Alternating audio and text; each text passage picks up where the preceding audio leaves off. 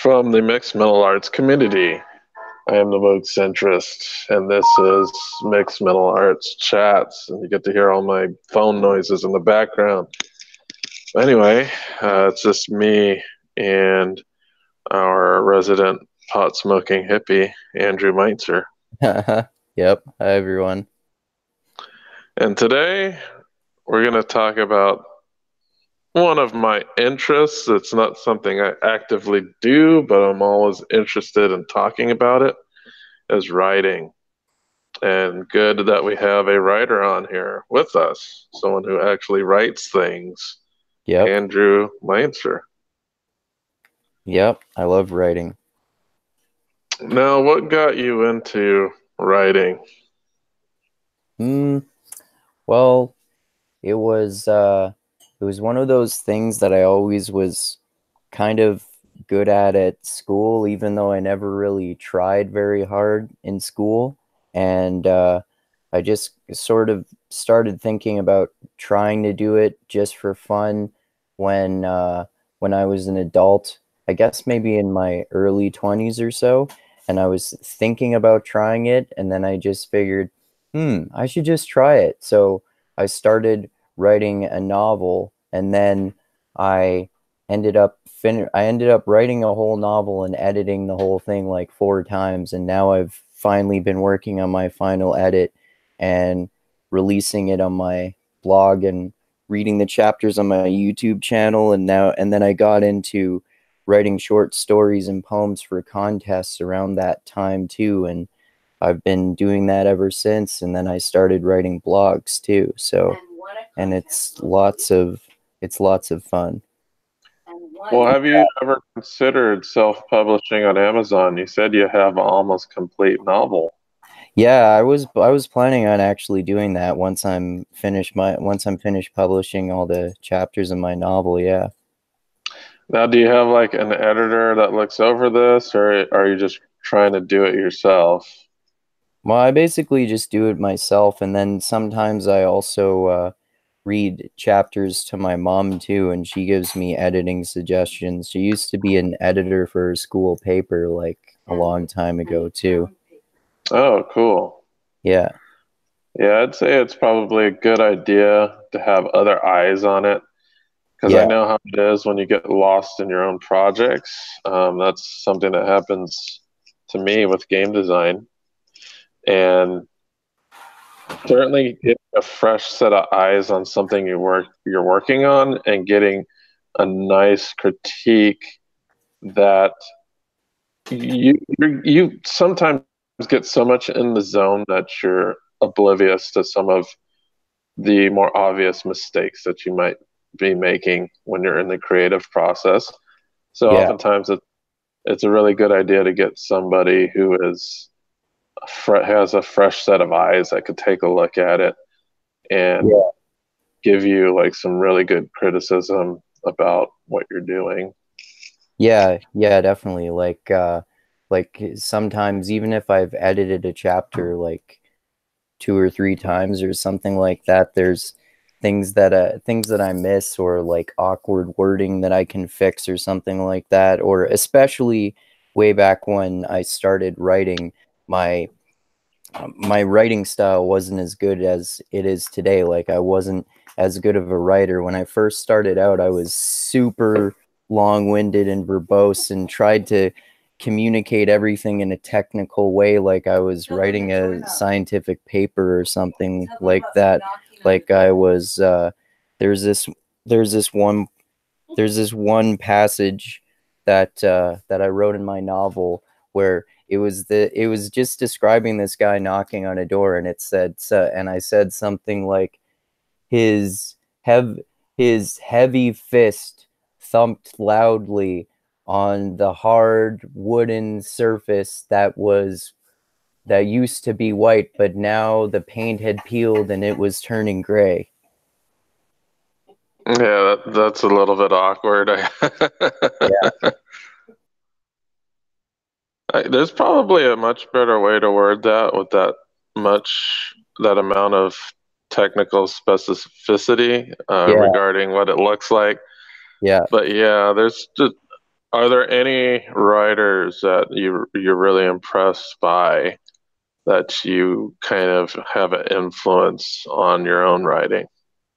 Oh wow, there's too many for me to even list, I would say. Like if I some of my favorite novels, if I had to pick my favorite novels, they would probably be the Stieg Larsson novels, The Girl with the Dragon Tattoo novels. So I like that writing style of switching back and forth between different sets of characters and having really good descriptions, but going into detail about all of this espionage style stuff. And it's kind of like it's that writing style is kind of more it's more concise, kind of like Ernest Hemingway. So Hmm. I try to kind of mimic that sort of style myself today because it's like a correction for what my natural tendency used to be, where I was like really verbose. But there are so many authors that I like, any of them that are just that I just think are great writing, like Orwell in 1984, for example. It's just beautiful descriptions and a brilliant plot, and any writers that just have really beautiful writing or really well described characters or a good writing style or a good plot. Like uh, like I just read Cloud Atlas too because I had seen the movie a while ago, and I like that writing style. That one's really unique because it kind of combines different writing styles for different stories, experienced through different characters, and you just jump back and forth in between those different things. So they're all sorts of things that you can get from all sorts of different writers, and it depends on what you prefer too, I would say, obviously. Okay. So with the Cloud Atlas, as I have watched the movie as well, and I know they switch perspectives quite a bit. Um, is it does he do more like a first person or third person or second person when switching between these characters? In the book, I'm pretty sure it's all first person. And I was just rewatching the movie because it had been a while since I had seen it. And it's interesting because it's a while ago that I watched the movie, and I thought there were more differences between the movie and the book than there was. Like that that bisexual composer character. I could have Hmm. sworn that I had remembered when I had first seen the movie that his character was just gay and he liked the composer, and the composer didn't have a wife who the guy had an affair with. But then when I was rewatching the movie, I realized, oh, he does still have a wife who he has an affair with. But there's also in the book there's a daughter who he also has an affair with. So he has an affair with the wife and the daughter. And what one thing I think is interesting that I actually like more about the movie than the book is that they switch back and forth between those different perspectives a lot more, because in the book they only they only they go through each one of those perspectives and each one of those stories only twice. They go through each one of them once from they go forward in time from the earliest one into the one the newest like the farthest into the future one, and then they go all the way back through them. Oh, okay. Yeah, I think the parts I enjoyed about the movie the most were the super far future parts where they had this weird patois language that was super interesting. Oh, after the fall. Yeah. Yeah, I thought that was interesting. Like after Neo Seoul Korea, where there was like civilization had collapsed and people had and a lot of the people had gone back to like hunter gatherer lifestyles, and then there's the prescients who are like the higher class people who have spaceships and all this technology. I thought that was really interesting too. Mhm. So when you think of great writers, Like I know a lot of people say Hemingway, but wasn't Hemingway like really straight to the point in his writing? Yeah, he was like if you're looking for like beautiful, elegant descriptions, I would say Hemingway wouldn't be the best place to go for that, especially in comparison to other people like Orwell, for example, or countless other people. But yeah, I mean, just in terms of being getting concise and right to the point, if that's what you're looking for, then that's a good place to go for that, especially in terms of the dialogue. Well, it Yeah, seems that British Margaret authors just Atwood kind of too. have that style, right? Like Yeah, the very flowy, heavy descriptive style. Like we're talking about Orwell, Tolkien, yeah, um, all those all those British writers tend to have a little bit of long-windedness in them. Like even um, more contemporary British writers like Kazuo, I forgot his name, but he wrote The Remains of the Day. He's like a Japanese guy that was raised in Britain, so he's very much culturally Britain. is But that the guy you were telling me about a while ago? yeah, he's I think a Nobel Prize winning writer. So but I do notice that a lot of the British writers tend to have like this really long form, flowy type of writing style, Yeah, and Americans seem to be a little bit more blunt in their writing. yeah, yeah, I would say so. But as far as writing resources, what do you look towards to improve your writing? Like, what type of resources do you look at? Mm, I mostly I mostly just get ideas for that from reading fiction, especially lately. Like a while ago, I read maybe a handful of books on how to write better and stuff like that, and but I haven't done that lately. Partially because I've just had so much experience from writing, and I read all the time, and I read fiction and nonfiction. So I try to like gain like steal techniques that I notice in any good fiction that I love, and I kind of like subconsciously absorb it into what I do too. But then there's also partially this probably partially egotistical thing where I think like no one can tell you how to write, man. You have to figure out how to write by yourself. So I don't like this idea of following rules of three-act structure, or you should do dialogue in this way or something like that. Although, I mean, obviously, it is good to have helpful tips from like writing books and how to write better and stuff like that.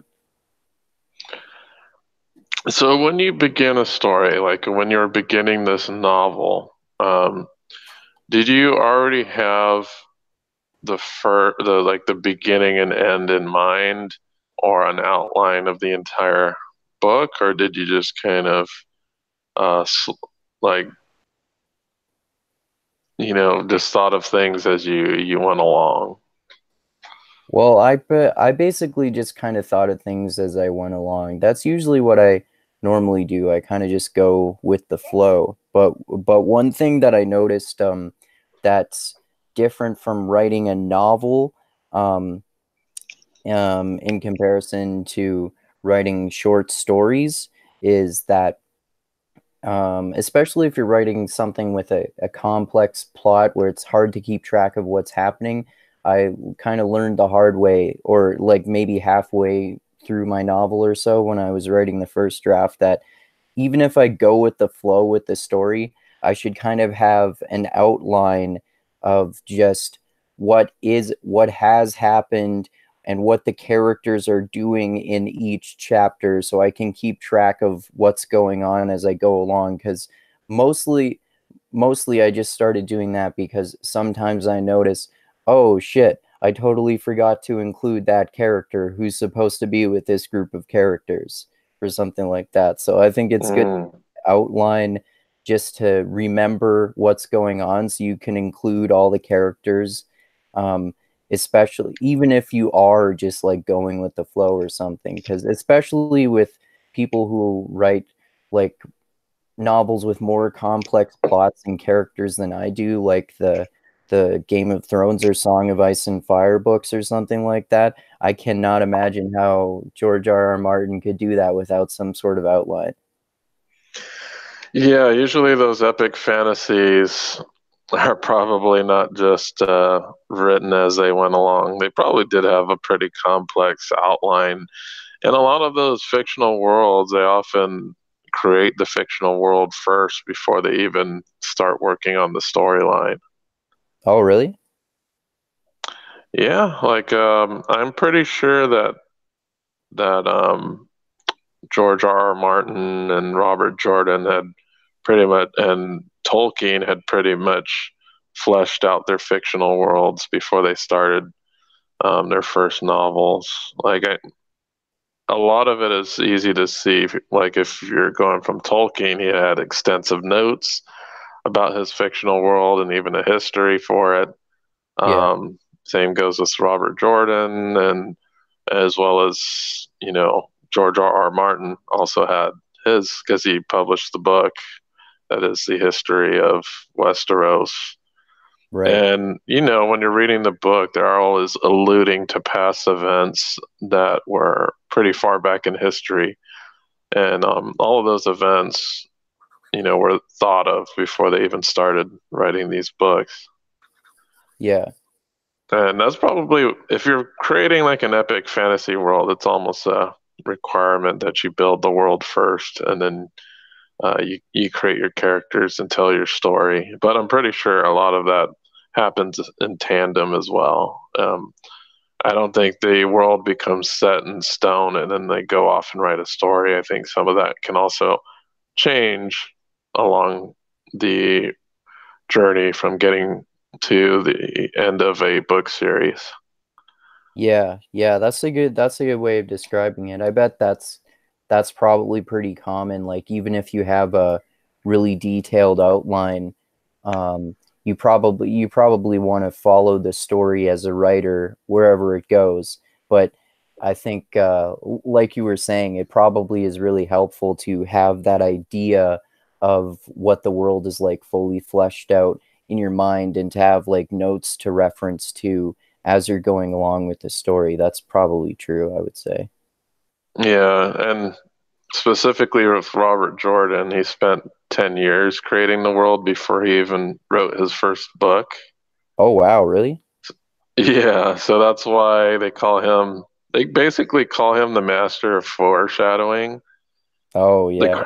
Yeah, the crazy thing about his series is that if the second time you read it, it's like a new book because you weren't aware. Because if you read a book the first time, there's very subtle foreshadowings in the book.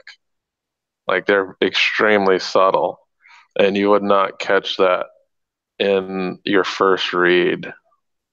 And then when you're reading it again, you're like, oh, yeah, that's right.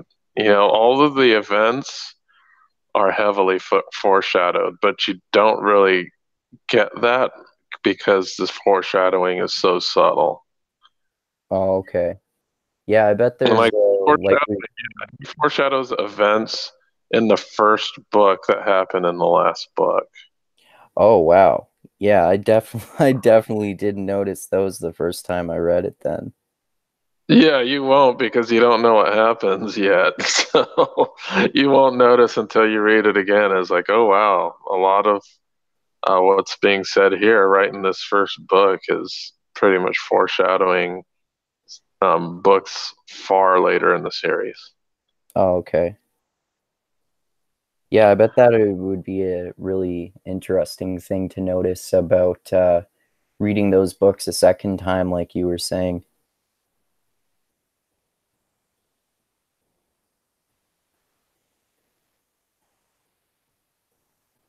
Attend writing workshops. Have you ever done anything like that?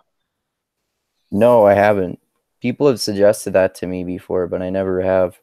I don't know, like I mean, part of me thinks that they wouldn't be that useful because a writing style is really personal. But I mean, like I said, that might be just kind of like an egotistical thing too.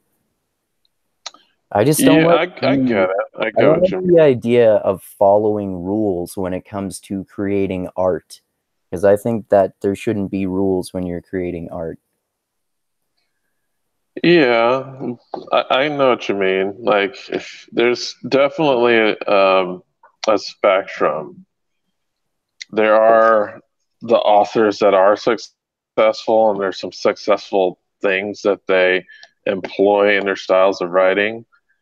But then there's also something you can learn from that if you're looking to create, like, maybe a more engaging story. Like, if your goal is to reach a larger audience, I can see the merit in doing doing a workshop, getting in a group of writers and just talking about ideas and stories and things like that. Yeah. Yeah, Um, like especially if you're looking for if you're trying to if your goal behind writing is commercial success or something, like one of those master classes from James Patterson or something like that could be really useful because he can give you a really good formula for that kind of writing. yeah, and I'm not sure there's writers that you love and that you emulate as well. And Yeah, there has to probably be like 100 questions you'd love to ask them if you're talking to them one on one. for sure. Like you and I were talking recently about how we've both been reading some of Dan Brown's books, and there's one of those master classes with him too. Like asking him tons of questions about writing would be really entertaining too. Yeah, the funny thing about Dan Brown is that I think I've read all but one of his books, and they're actually, you know what, all but one of the Langdon books. But they're very formulaic, but they're still entertaining. Yeah, yeah, definitely. Like, the plot always goes, there's some super creepy bad dude who is completely odd in some physical way and mental way. He always gets chased by some other faction that ends up being people trying to help him. But Yeah, during the whole story, they're like his enemies or like until like the third act. the other way around sometimes too. Yeah, yeah. Some people are helping him, and they're like they betray him in the end. So there's a lot of whenever you're listening or reading Dan Brown books, you're always questioning the motives of the people who are supposedly helping Langdon. Yeah, yeah, definitely. But yeah, yeah. So I know you said you also like to write short stories. What is a short story exactly? Mm, that's a good question. I would say I would say it's just like it's basically a story like what would happen in a novel, but in a shorter space of pages. Or so like to me sometimes they're more fun to write because you don't have to flesh out this whole larger plot with interactions between characters and surprising plot twists and adding details to the relationships between the characters and the plot and changing things along the way and keeping track of what's happening and going in a bunch of different directions. It can be just one story. It can be from one it it's easier to make it from one person's perspective when that's happening. Um, but I would say it's more fun because you can, like I said, you can just go from start to finish, and it can just be like it can be really stream of consciousness, or it could to me it's easier to make it more evocative when it's just a really short story and you start here and then you go to this place and then it ends, because sometimes it can make it difficult when you're writing something longer like a novel to not make it seem contrived when your character survives like all these near death experiences like gun battles or something like that. Mm. Yeah. Yeah, I know what you mean. Like it seems extremely unlikely that Robert Langdon should be alive. Yeah. Yeah. Like in like Extremely yeah, unlikely. like in a short story, I don't always do this because I don't want to do the same plot format every time I write a short story because that gets too predictable. Like I didn't do this in the short story that I'm writing right now, but in a short story, it's much easier to start off with a character and then the character dies at the end. Yeah, because that's the end of the story. Yeah. Yeah. Yeah, I was like, if I were ever to become a writer of anything, and I have, inklings of it. I did read some books, but they were specifically for game writing for video games. It's a Oh yeah. little bit different when you're approaching a story or trying to write for characters in a game because your task is just kind of secondary to the gameplay, and it's not the primary task that you're emphasizing. Like the gameplay comes first, and then the writing comes second. Yeah, that makes sense. So it's not something that is put in the forefront. But I was always thinking, it's like, man, I'd probably one day like to write like a short story or something. But one of the things, like, because I've read a ton of books this year, and I feel there's always something missing in these books that I think I don't know if people would necessarily like the ideas that I have, but it always seems to me, and this isn't all media, this is movies, this is um, TV shows, this is books. Like nobody ever uses the goddamn bathroom in any of these mediums. That's true. Well, people do occasionally, but it's like a rare thing. Like they're going to the bathroom because they're about to get attacked by a bad guy or something like that. No, nobody ever goes to the bathroom to actually use it.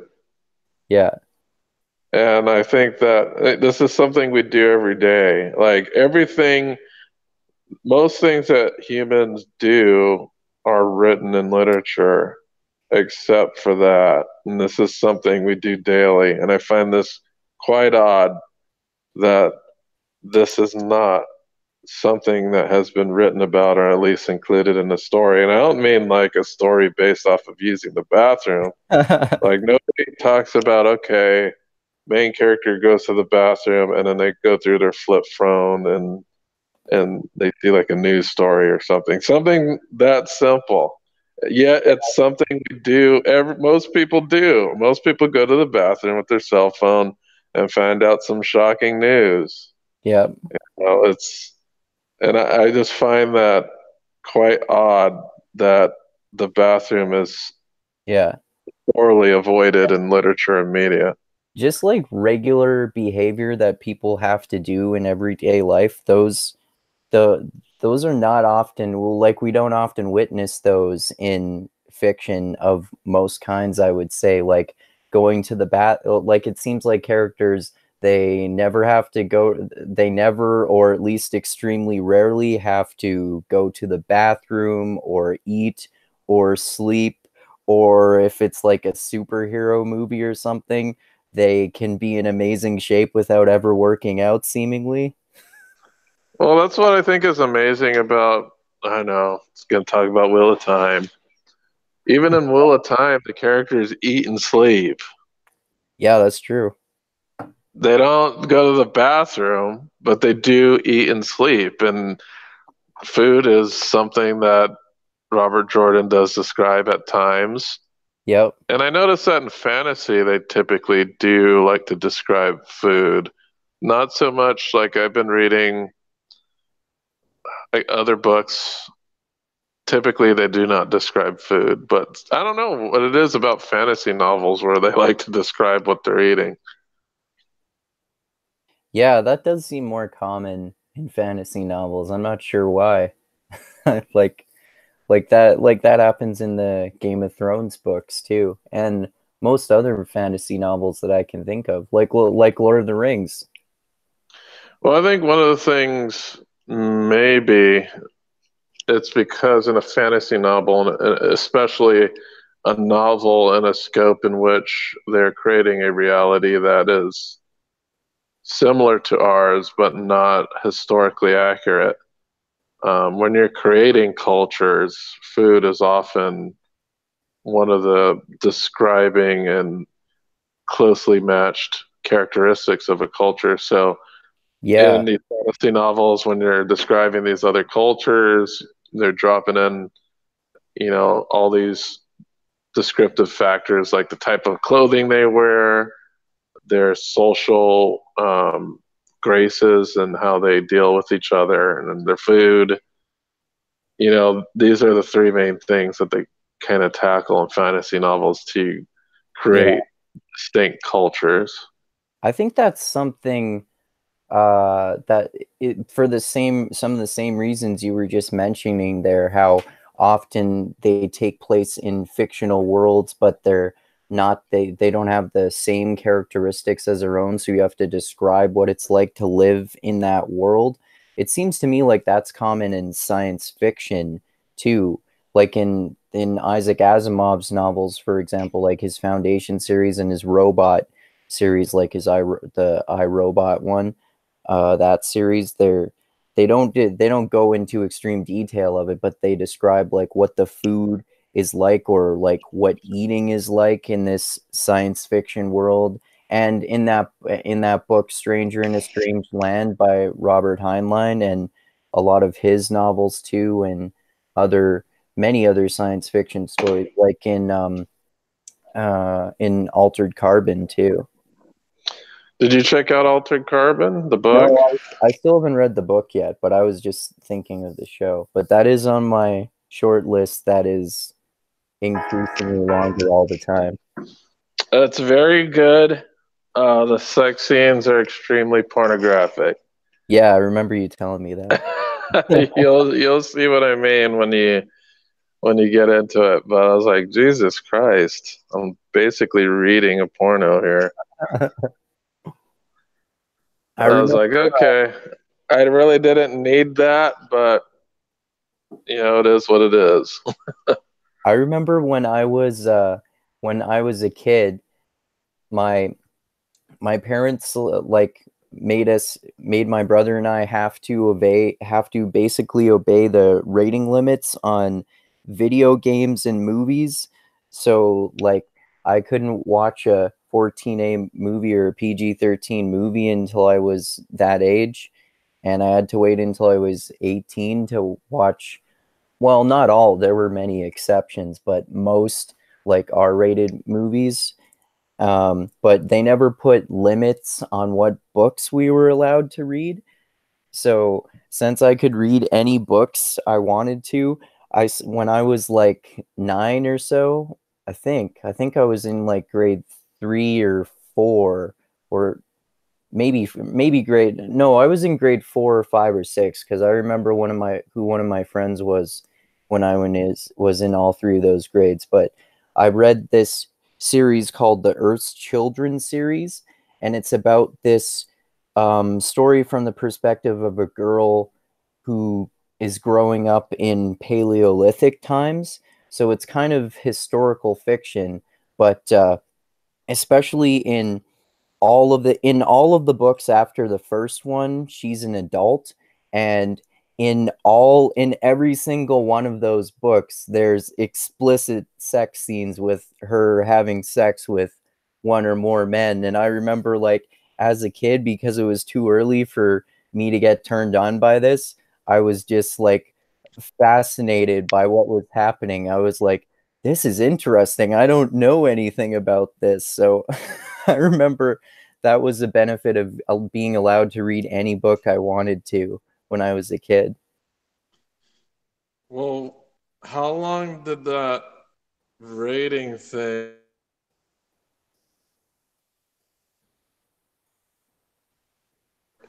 like did I it? didn't I didn't get the tail end of what you said there.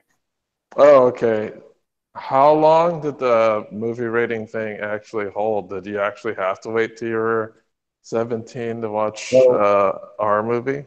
well, not all the time because there were like basically I would just watch those if I was at my friend's house, many of whom most of the time didn't have to follow those rules for movies or video games. So I could before then, like, I don't know, it would be fair to say like maybe 25% of the time or so, or maybe even a third of the time. Like like there were times when like I forget how old I was at the time, but whenever The Matrix came out, usually if I wanted to watch a movie that I wasn't supposed to watch on my birthday or something, my dad would have to watch it first to see if it's appropriate. So, but sometimes he would just kind of let me watch whatever it is anyway. Like I remember he did that with The Matrix because I wanted to watch it for one of my birthdays and I wasn't old enough to watch it, but he just let me watch it with him anyway to see if it's appropriate for my friends. And he did that with he did that with Sin City the first time I watched it too.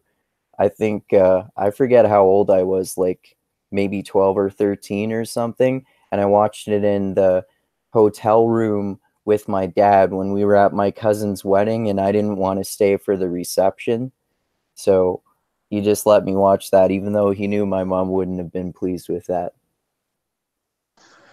Yeah, I think in my household it was mostly music that were things that were monitored. Like, well, when I was really young and my parents would watch rated R graphic and scary movies, they would tell us, like we had to go to bed or we couldn't watch it. But I think the first R movie that I saw was Terminator 2. Oh, okay. And we didn't watch it at home. It was at a sleepover because I was like genuinely afraid of R movies. So, I couldn't watch things like RoboCop or, just really kind of gory action movies. Like at the time, RoboCop was extremely gory to me. So it would come on. I'd be able to watch it, but like my parents would tell me, like my mom would tell me to close my eyes during certain scenes. Oh, Or okay. even I would just self-censor. Like if I started seeing something gross, I would just kind of look away. And even just the sounds horrified me. So Oh, wow. I was like really pretty sensitive to that stuff, but it wasn't until like Terminator 2 until I got over it.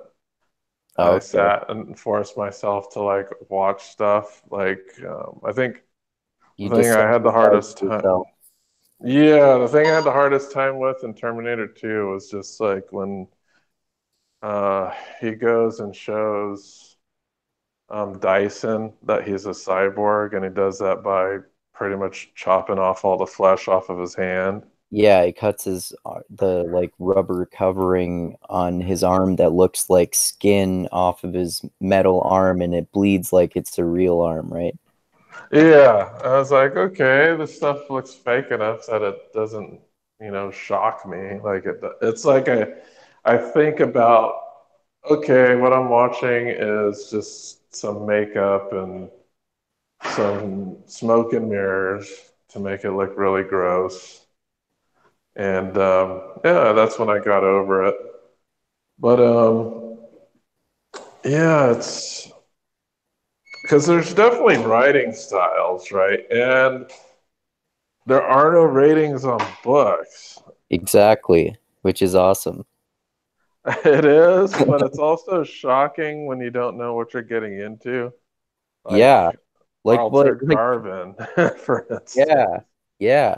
Yeah, and that's in the same way, like that's why when I was a kid, I would take those Earth's Children books about that girl who grows up in the Paleolithic times. I would bring those books over to my friends' houses when we would have sleepovers or something, and my friends' parents would see that I'm reading those, and then they'd talk to my parents and be like, "You're letting him read those books, but there's sex in them," and they would say, yeah, we don't set limits on what they read because we don't think books are bad for them to experience. So they had this double standard with books that is probably I would say it's safe to say it's one of the reasons why I like reading and writing so much today.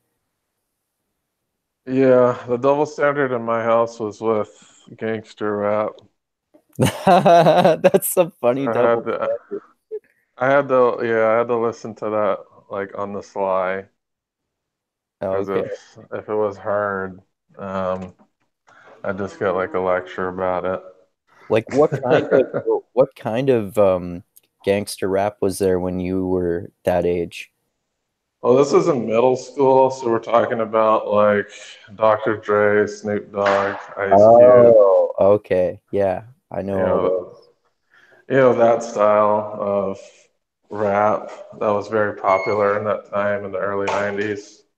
I bet I was that was probably some of the first rap that I was rap and hip hop that I was into too, because like I would say I mostly grew up in the 90s as a kid. Yeah, I think gangster rap is where it became a commercial phenomenon, where, you know, Run DMC, they were a commercial hit, Yeah, but the gangster rap thing just kind of blew it up exponentially. yeah, yeah, And yeah, because I don't know, Run DMC is just one group, and then you have gangster rap, and you have all these different feuding rappers and East Coast and yeah, West yeah. Coast, and Biggie and Tupac. it's like there's this whole meta narrative between all the rappers and how they're against each other, and Yeah, it's interesting that it's they're like Game of right. Thrones was for rappers. Yeah. And it's funny that like these rappers get pissed at each other and then start dissing each other in their songs. I think it's all just performance art. It may be, but so yeah, you have to remember that it has led to rappers shooting at each other. That's true. That's true. So sometimes it might be, sometimes as it's kind of like UFC and Conor McGregor. Yeah, It's all a show for the most part to sell tickets. And I yeah, think even after his most recent fight with um, Habib, Khabib, he after he said after all that thing went down when they had that fight, that brawl after his loss, he comes back and says, he's like, it's all a show. yeah, It's not personal. It's just business. That's what he said. yeah. Well, But that reminds me of like if I'm looking at gangster rap that I like today, like I don't know, like Vinny Paz or Jedi Mind Tricks or something like that, or many, Vinny Paz, many, that's old many school. yeah, like many others like that. Like they're talking about things like chopping people's heads off and stabbing people and shooting people. So like Well, I've he's never, it's just a show. I know yeah, Vinny Paz isn't gonna, he's like a nice guy in real life. yeah, yeah. I haven't seen Um, that Joe Rogan podcast with him. Have you? yeah, I've seen it. It's good. Okay. I've Because seen I've if seen you the like one with Vinny Paz, yeah. I suggest checking out War Porn. That's War porn? okay. War Porn is it's a group that Everlast put together for an album. Oh, cool. It's actually really good. It's kind of has the same sound and feel as Vinny Paz's group, but I actually think Warcorn's better. Oh, cool. Did you see did you see those Joe Rogan podcasts with Immortal Technique? No. Which one is that? Do you know about Immortal Technique? Is that Vinny Paz's group? No, no, that's Jedi Mind Tricks, Oh, which is Jedi like Mind the Tricks. best No, name for a who's rapping Immortal partner. Technique? Immortal Technique is this rapper who I like a lot. He does like he's definitely like straight up rap. Like I know how there's kind of a hazy distinction between rap and hip hop, but the way I've heard people describe it before, with rap being more political than hip hop, it seems like he's strictly rap in that sense, because all of his, or not all of it, but a lot of his rap is like really political, with a really strong like political revolutionary message or something like that. And then he has like songs that almost sound like his personal stories of going to jail and getting a girlfriend and stuff like that. And then there's this one that it seems like it's like a short story in a song that's called crap, I'm blanking on the name right now, but it's something, it's the title is something to do with the devil. And it's a story about how this dude, this kid, this teenager, he wanted to conform with the gangsters in his neighborhood. So he he did things to get indoctrinated into like being a drug dealer for them. And then he did this thing that happens with anyone who follows this like brutality of a tribe or anything, where you do one thing and then it becomes okay to do something a little worse, and then it increases until you murder people or something like that. So he was dealing drugs for this gang, and then he got into like attacking other gang members, and then it ends up in this initiation thing where they try to get him to rape this chick, and it gets even worse than that. It's like a horrifying short story in a song.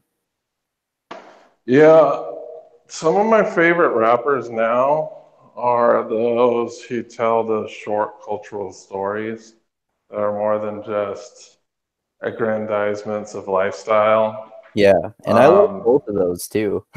I do like both. However, in the very, like in the gangster rap days, that's what it was. Some of it was, there was the aggrandizement of lifestyle, but there was also the storytelling as well. Because, Yeah, um, like for instance, Ice Cube did a very good job at doing that.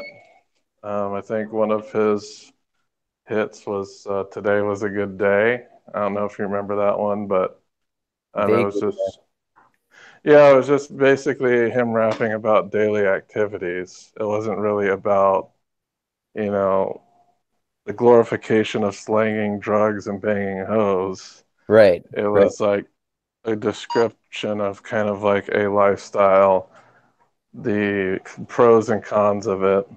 Yeah, But yeah, I like a lot of those kind of cultural storytelling rappers that yeah. kind of tell these stories of what it's really like instead of creating like this false narrative of what it appears to be. Oh yeah. Did you hear Ice Cube's song Gangster Rap Made Me Do It? I love that song. No, I haven't heard that one. It's all about how the media blames violence on rap and stuff like that, and how people blame societal problems on rap.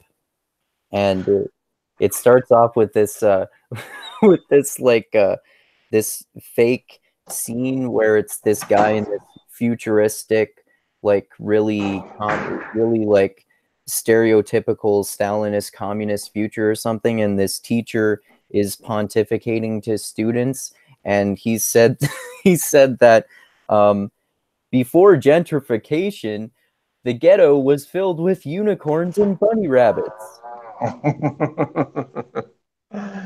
That's something maybe I'll need to check out. But Yeah, yeah, like I don't know. Ice Cube, I think, is just really well rounded because he did do his club hits that were typically just glorifications or, his sex songs, if you want to call them that. Yeah, there are lots of those.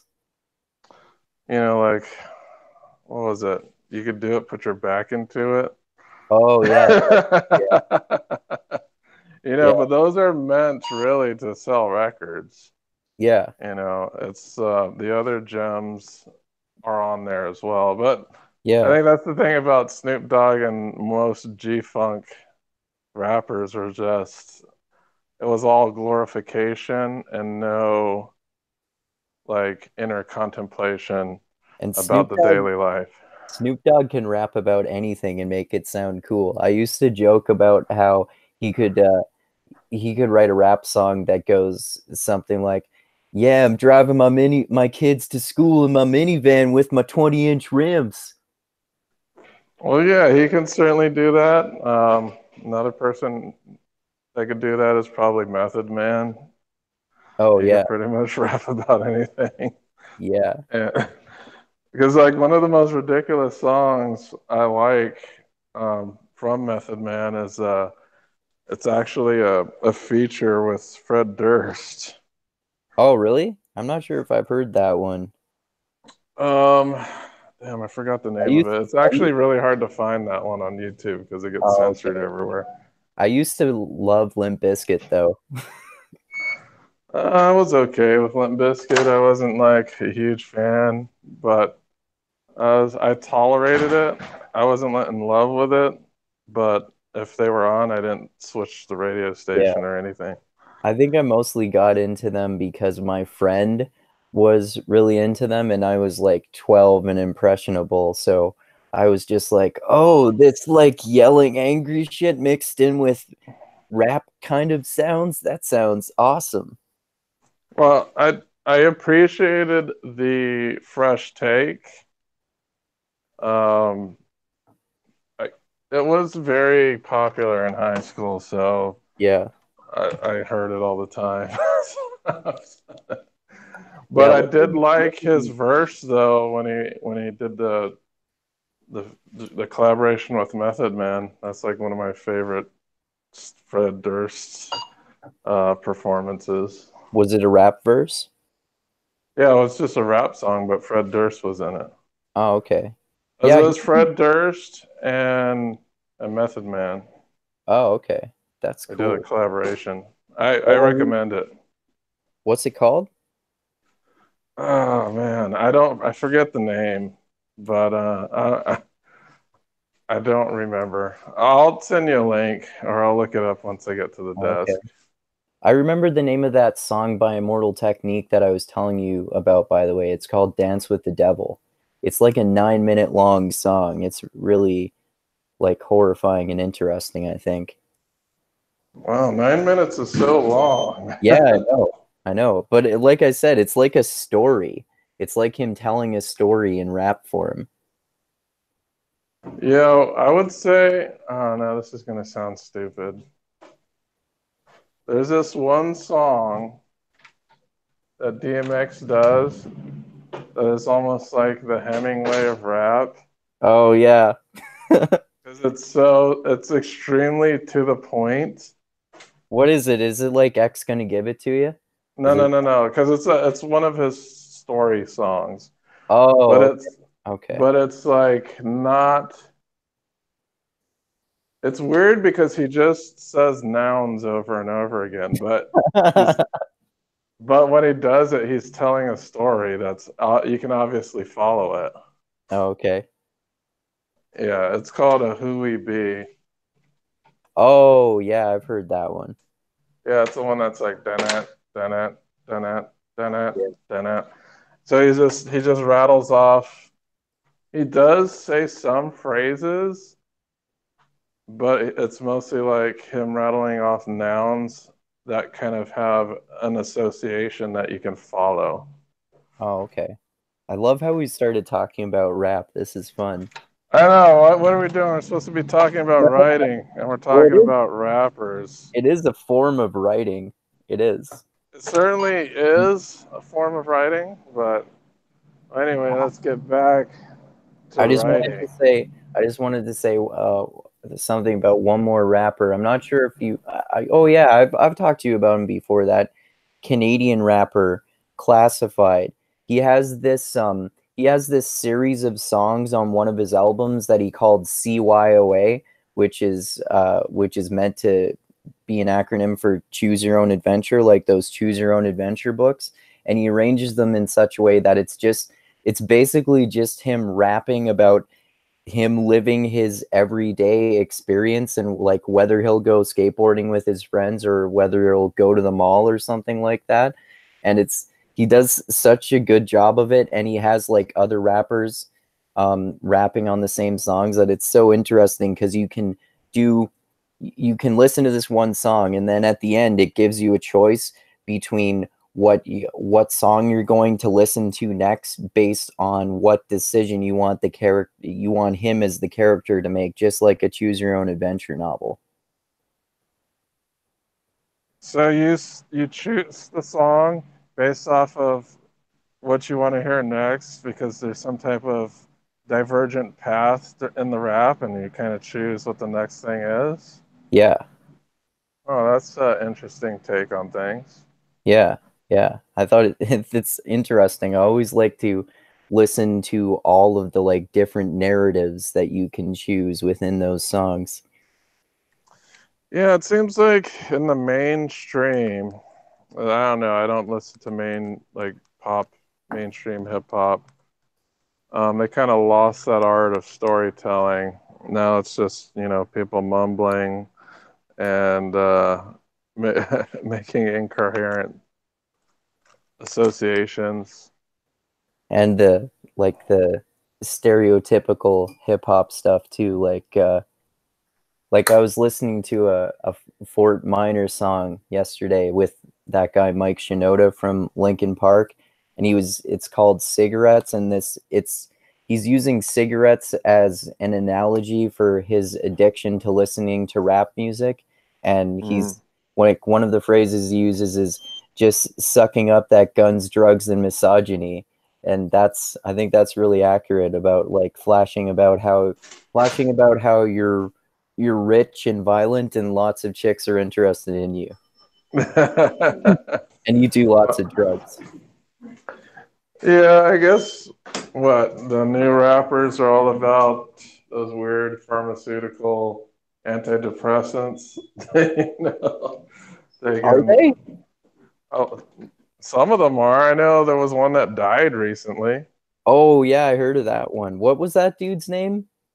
I don't know. Like I don't follow the current scene, but I know some guy who rapped about antidepressants and stuff like that died. That's all I know, really. Oh, okay. But back to writing. Like, how much writing do you do a day? Well, I don't I wouldn't say I do it every day, because I don't do it like on a day like today, for example. If I'm doing a podcast that I know is probably going to be at least a few hours, I probably won't do any writing work. But I would say, like, on any day that I'm not doing a podcast, or any day that I'm not taking a day off, so I would say maybe 3 or 4 days a week. I usually How long I write kind of depends on what I'm doing. If I'm writing the first draft of if I'm writing the first draft of a short story or a poem or a blog, or writing out something that I want to say in a video, that might take like maybe an hour and a half or so, or maybe an hour or an hour and a half.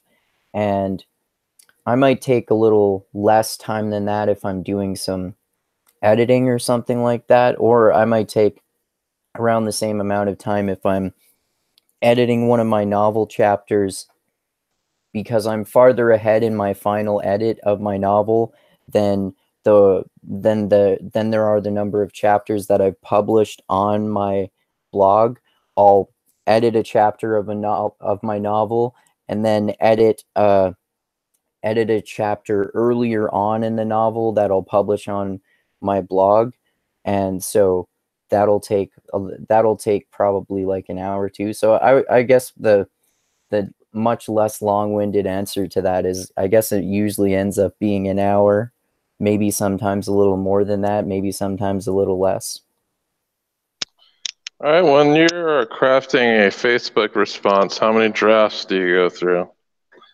A Facebook response, if it's like a long one, like something I say on the Mixed Mental Arts Facebook group, for example, I'll probably go over it a second time, because I want to do that at least once to make sure I don't make like spelling and grammar mistakes, and make sure I'm not saying something unnecessarily repetitively or verbosely. I think that's my problem, as I never proofread or consider posts like that drafts. So I often have shoddy sentence structure, poor grammar, and repetitive talking points. Oh, okay. I think that's probably pretty common. But I mean, I'm not saying I'm necessarily so good at what I try to do by editing either. Like I still tend to be pretty verbose a lot of the time too. Well, I don't think verbose is always a bad thing, depending on what you're doing. If you're trying to make like clarifications about something, because what I do is I'll post like 5 posts, and like I'll respond in basically five like responses in a row, because I don't edit responses and add to them. I just kind of think about different things and I add that to the reply as another reply. Oh, okay. But yeah, that happens to me a lot. Like I'll reply to somebody and it's like 4 or 5 replies. Oh, okay. Yeah, I usually, like, part of the reason why I usually just do it all in one longer comment is that, and I guess one of the reasons why I proofread it is so that I can just address every single thing that someone said at once, because if I address just one part of it and then post it and then go on to the next part of what something said, I feel like someone might reply to my comments before, like even several times, probably, with the way that social media works, before I finish addressing the things they said in the first place, and I don't want to get sucked down a social media rabbit hole. Oh, I get sucked down those all the time. And it looks like Mackle has pulled it up like Jamie. He found the song. It's called "In Together Now," and Oh, it's okay. Limp Bizkit and Method Man. Great song. I highly recommend it. Okay, I'm gonna make a Like note of one of that. my favorite Method Man openings ever. It's like, what does he say? He says, "My name is Big John Stud, middle name Mud, dirty water flow." I don't know. It's just the way that Method Man puts stuff together is just so interesting. Yeah, he's like Snoop Dogg in that way, like you said. He can say anything and make it sound cool. Yeah, dirty water flow. Too much for you though. It's Cadence, his ability to string together concepts. It's just amazing. I just love the way East Coast rappers are very diligent about their lyrics and making them fun but not boring. There's some of the most boring rap I think is, I don't want to put them down, but I don't know. I'm from San Diego, so I've heard this rap a lot, and it's like Cholo rap. I don't think you're familiar with it. That doesn't sound familiar. What is it? No, very local. Oh, okay. Cholo rap is like super simplistic sentence structure, very simple rhymes, Okay. and it's super simple. I guess a I guess if you were to look some up, I would say check out Lighter Shade of Brown. Okay. That would be considered Chola Rap, but Lighter Shade of Brown is kind of the pinnacle. They're probably some of the best you can get. I won't put Cypress Hill in that category because Oh, I've heard them. they're actually good. And Cypress Hill, they're not really, they're Latino, but they're not cholos. Okay. Cholos is basically, cholo rap is like Mexican gangster rap, Oh, okay. Okay. but it's not in Spanish, it's in English. Some of it will actually go back and forth, actually. They'll dip into Spanish and come back to English. But it's usually mostly in English. Immortal Technique does that sometimes too, actually. I think he's like half black, half Latino or something like that. Don't quote Maybe me. he's Puerto Rican or Cuban. Could be, yeah. Might be. Well, I'll have to check that out. But thank you, Mackle Dune, for looking that up for us. Yeah. Oh, yes. We're talking about Facebook posts. Oh, yeah. I think I'm just too anxious to put my first ideas out. I think I kind of need to dial that back and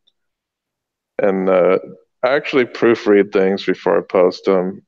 I think one of the biggest problem too is I'm typically posting from a phone, which is the most atrocious way of trying to edit something. Oh, yeah. It makes it super difficult because you have to go like, no, I said highlight there some, not fucking way up there. Fuck. Yeah, you like tap the screen 5 times just to get the cursor to where you want it to go so you can delete and make edits. Yeah. And then even then, like you're looking at what you're editing and you don't get to see the full context of what you're trying to edit. And then you put in a couple words and then you read the entire sentence because you can see it now after you post it. It's like, oh, that doesn't make sense. So I go back in there.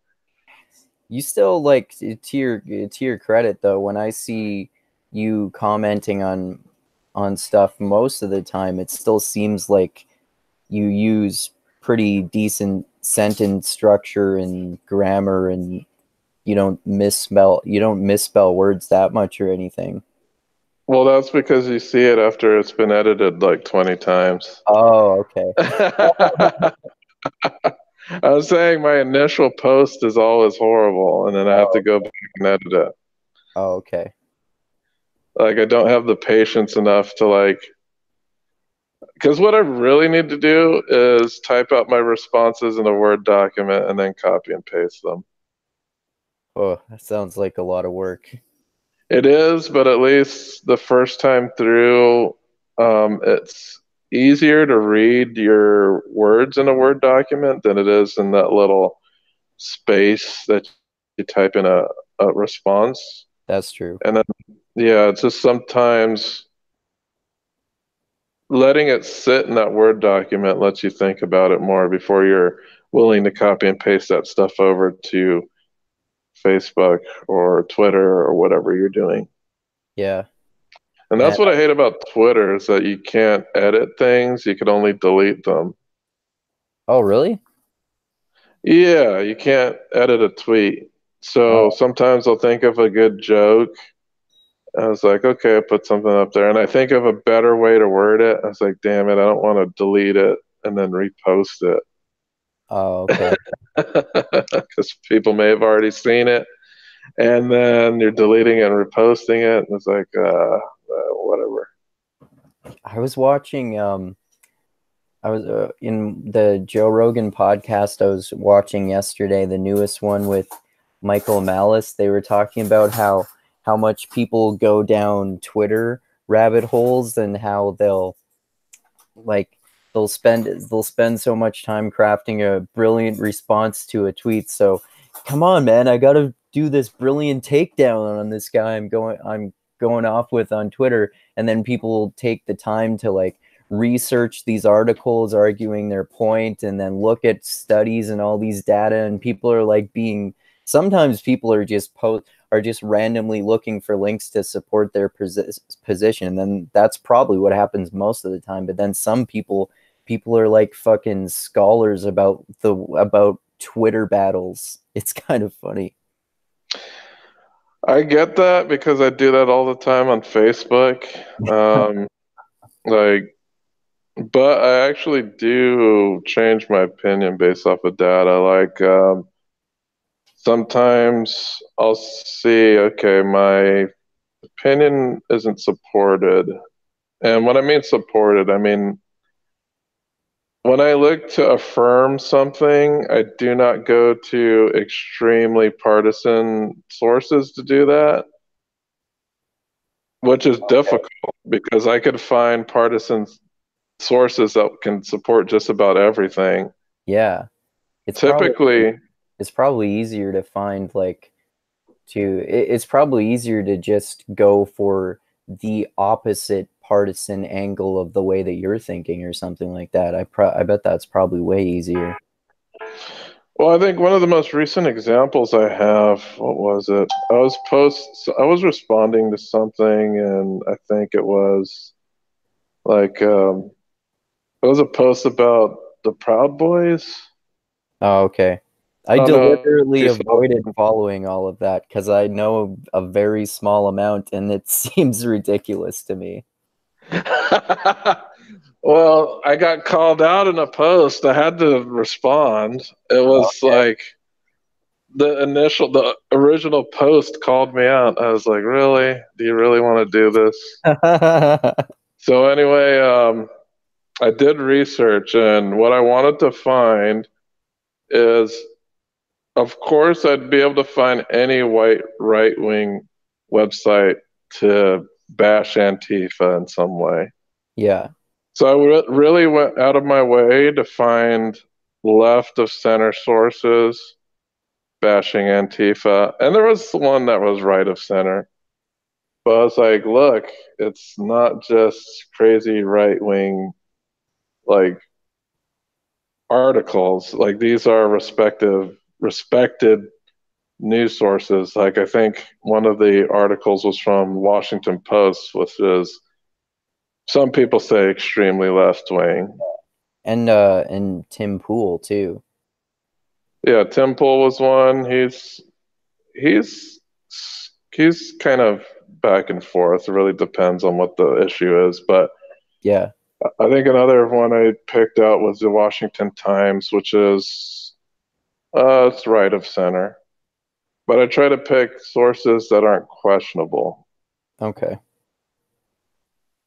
And then I think he bowed out after that. I think he bowed out after me. Well, he was straw manning. Basically, he said that I was saying that Antifa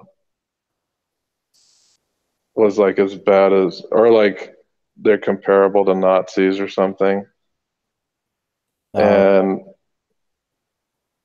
well, his point was like how he was laughing at one of my quotes, and the quotes was Antifa. It was a straw man quote because it wasn't even a quote I made. But he put it in quotes anyway. And the quote is like Antifa is as bad as the Nazis or something like that. And that's not something I said. Oh, okay. At all. Because one, Proud Boys aren't Nazis. They're just like right wing libertarians. Yeah. But anyway, and then I came back with, well, what makes the Nazis so bad, right? And I'm not saying they weren't bad, but what I said is that people who defend against Nazis can be just as bad. And my point was to say, hey, Stalin and Mao, they killed way more people than the Nazis, but we don't demonize them as much as Hitler. Yeah. Like genocide is not exclusive to one particular political ideology. Yeah, so I think there's just a type of dichotomous thinking there that if an Antifa is fighting against Nazis, they can't do any harm, and I think that's just a bad way to view things. Yeah, that's ridiculous. Like Yeah, most there's times. violence and anger on any place in the political spectrum. And there's Yeah, yeah. yeah. There's certainly you can't. I don't mind if people want to stand up against Nazis, Yeah. but there's a difference between standing up against Nazis than calling somebody who's not a Nazi and then bashing them in the head with a bike lock. Yeah, exactly. Like that's It's not the same thing. yeah. Like you can have a problem with every single right wing.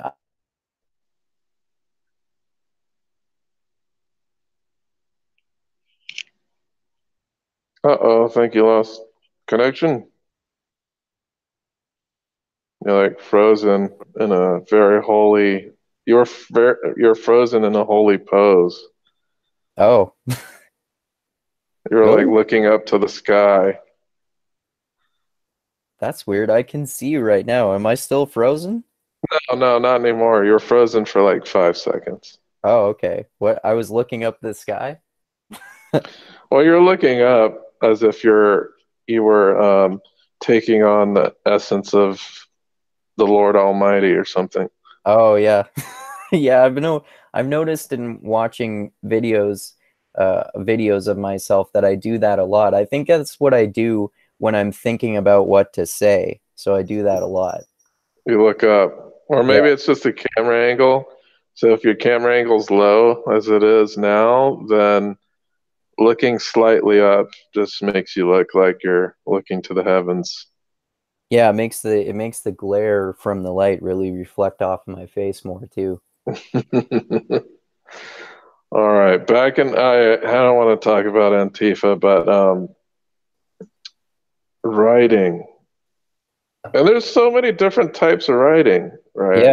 right? Because you say you focus mostly on nonfiction when it's like a blog post, and then fiction when you're working on short stories and novels. Yeah. So I try to do, I try to kind of like alternate between the two on particular days.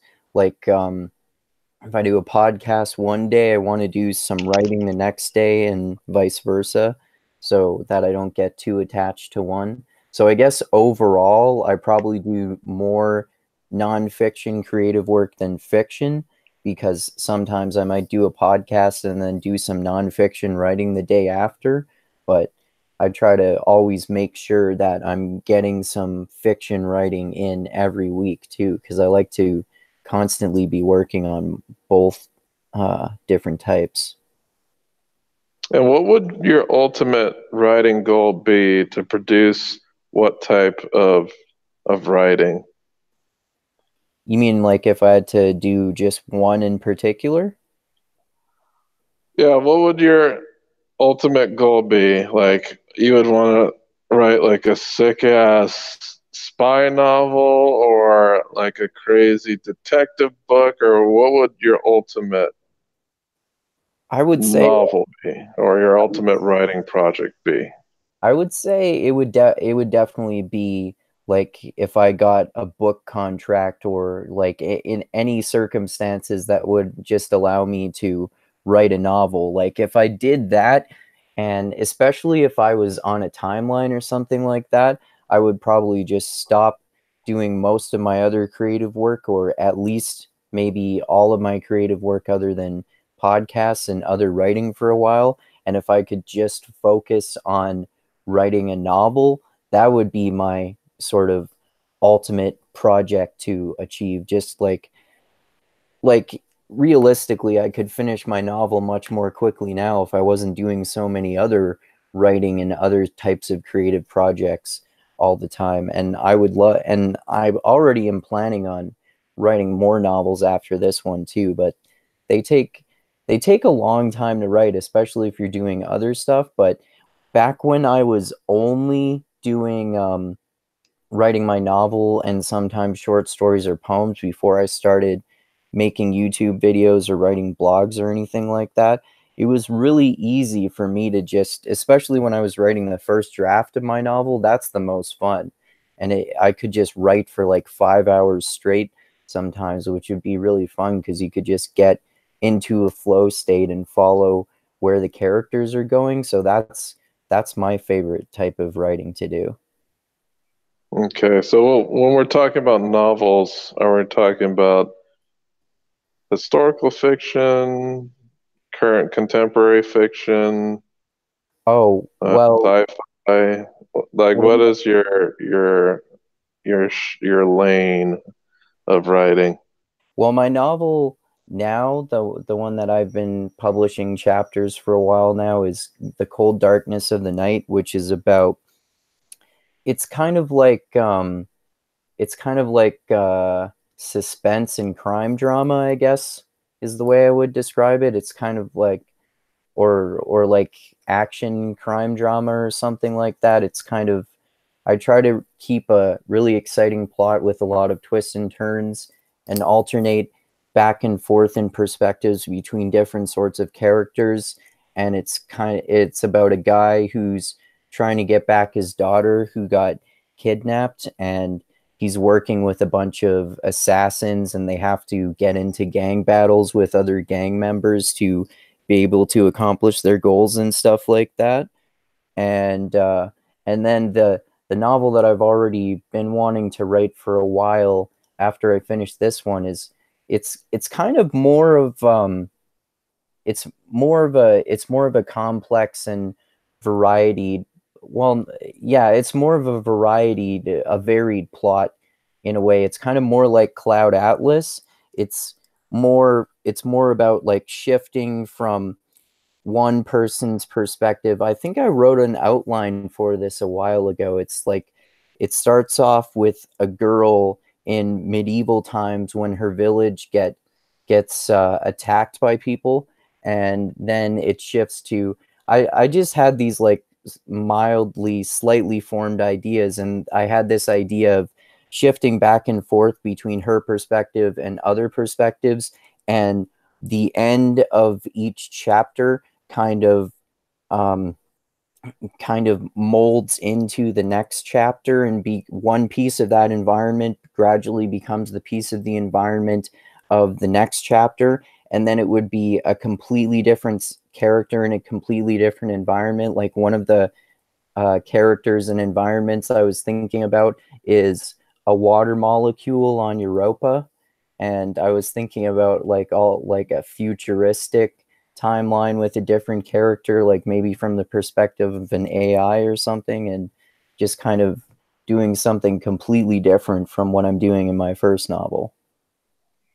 Well, if you were going to give advice to somebody starting out writing, say, I wanted to write a short story, what would be some big things for me to consider as far as organizing time, looking for resources, and, possibly, like, if I were to write a short story, what would be some tips that you would give out? I mean, I would say that the best way to figure out how to write, especially how to write fiction, is just to write. Like I would say really just the best way to write a short story is to sit down and follow your mind wherever it goes. Because following that muse and getting into the flow state, I think that's the most important part of the creative process. And if you can do that, even if you've never written anything before, it might be a terrible first draft, but if you can go back over it several times and make it better, the more you practice writing, the more you practice anything, the better you get at it, right? It's like anything, like doing a workout or something. Like if you have never done strength training before and you start deadlifting and you start powerlifting or something, then if you deadlift every week for the next year and a half, you're going to get better at deadlifting and you're going to get stronger. And I think like, I'm not trying to say I'm an amazing writer or anything like that now, but I think I'm pretty good, which is hard for me to say because I don't have the highest self-esteem generally. But I think I've gotten much better at writing than I used to be just because I've been writing for many years now. Yeah, I think if I were to do a short story, like what is the general length of a short story? It depends because depending on like if I'm writing it for a contest, there are different, sometimes there are word limits, and sometimes there aren't. But the short stories that I write tend to be like 2 or 3 pages. It's probably going to be Oh, slightly that's different from to person, though. so 2 or 3 pages. That seems like writing a letter to somebody. Yeah, it's really Like, that's one thing I like about short stories in comparison to novel because it's in a way it's more challenging to fit an entire narrative that you want to communicate in such a short space, but it can make it way easier to make it more exciting and fast paced too. yeah, because I know if I was gonna take up the endeavor, there has to be a legitimate bathroom scene. Someone taking a piss or dropping some logs or something, because that's what media is missing, these moments that aren't captured in film or books or TV. It's an essential part of human existence. That would be a good way to capture people's attention to like start a story like you were saying with some dude checking the news on his phone while he's taking a shit and getting outraged about something. Well, that, and I would like to be descriptive. I'm not single. Like I'm talking about describing feelings, smells, you know, the stuff you experience while you're in the bathroom. And I think that should be put forward. Yeah, People don't write about it. no, they don't. And I don't, the only time I see it being written about, but not really written, but and seems that Japanese, like their characters are sometimes taking dumps. Oh, really?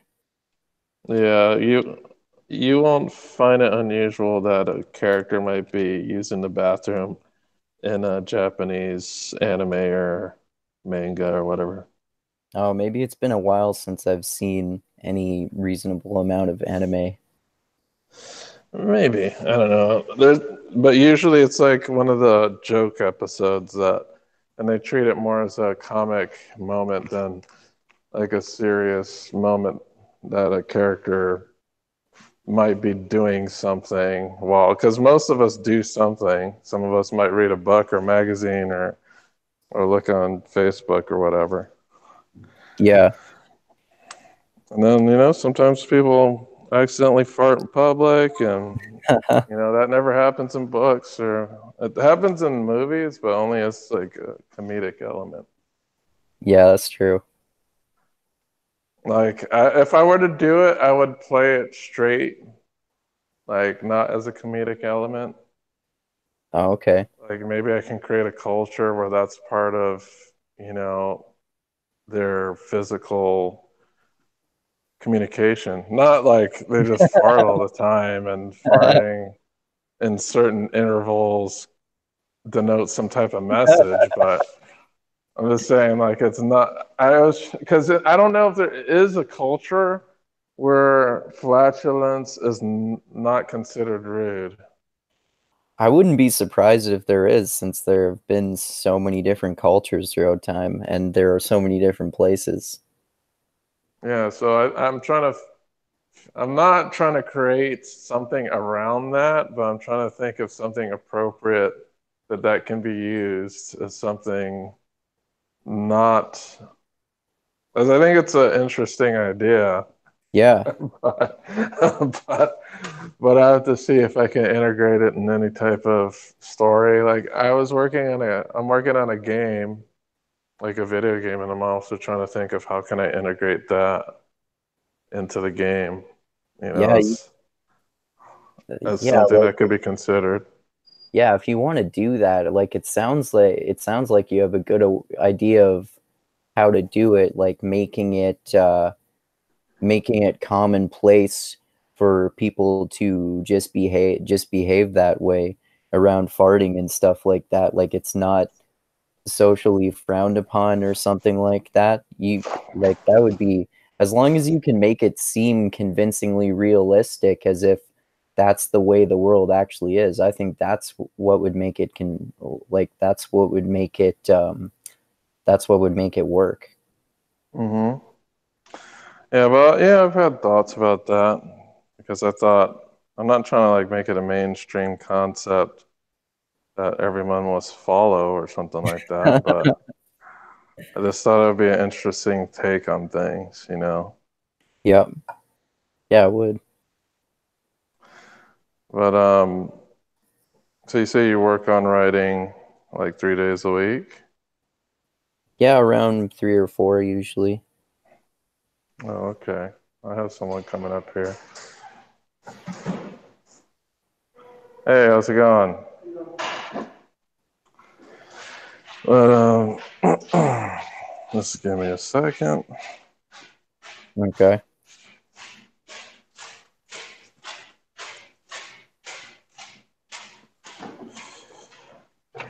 So you're Well, not. I'm sure there's like other things that people don't really discuss in these types of mediums, like these mundane things that people do that are not really brought to light. Yeah, definitely.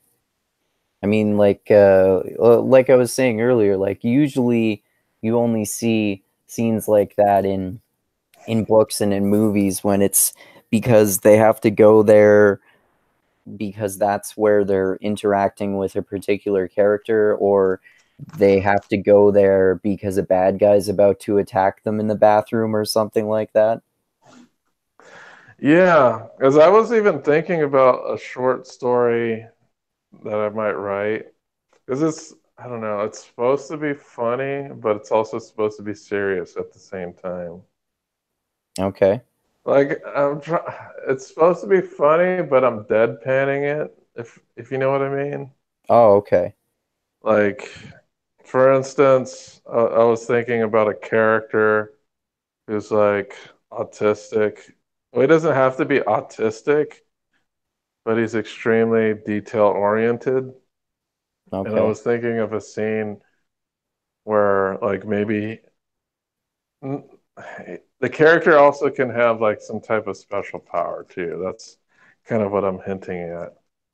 Okay. But like this character was going to have like very acute hearing, like a very discerning ability to hear pitches and things. And then when introducing this character's power, he was going to walk through an airport and he was going to hear someone fart. But but here's the thing, like he hears a fart and he hears that there's a musical interval in the fart of a perfect fifth, and he's genuinely surprised about it Oh, okay. because it has a perfect pitch of the perfect fifth, which is a musical interval. That But that sounds a little like the Hitchhiker's Guide to the Galaxy books, where the humor the humor isn't like it's not like normal comedy humor where you're doing things and making jokes. It's like they're people are living in this bizarre universe, and it's funny because because of the unusual bizarre things that happen. yeah, like I don't know, like even if I was gonna write like a fantasy book, there'd be people, someone takes a piss to try to put out the campfire or something like that. Yeah. Or I don't know, just you don't hear about people using the bathroom in a fantasy novel. Yeah. Yeah, No. that's a good point too. Like even in my own novel, I'm realizing as we're talking about this, I don't really like I don't really have my characters go to. No, wait, no. I actually no. I made a point of having my characters eat at least a few times, and that's one of the first things that I describe actually. But they don't like constantly eat throughout the novel.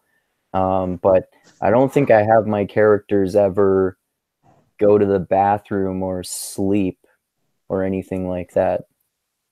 You should. Yeah. Like the only time characters sleep in most novels is if they get knocked out Yeah. by a punch, Yeah. and that's about it. Yeah. Unless they're Sure. traveling, like I don't know. I think fantasy novels they do sleep because they travel, they make camps. Especially like was it? I think The Great Hunt. There's some sleeping in that. Yeah. It Is it? seems like there isn't a lot in a lot of the Robert Jordan's books, the Wheel of Time series.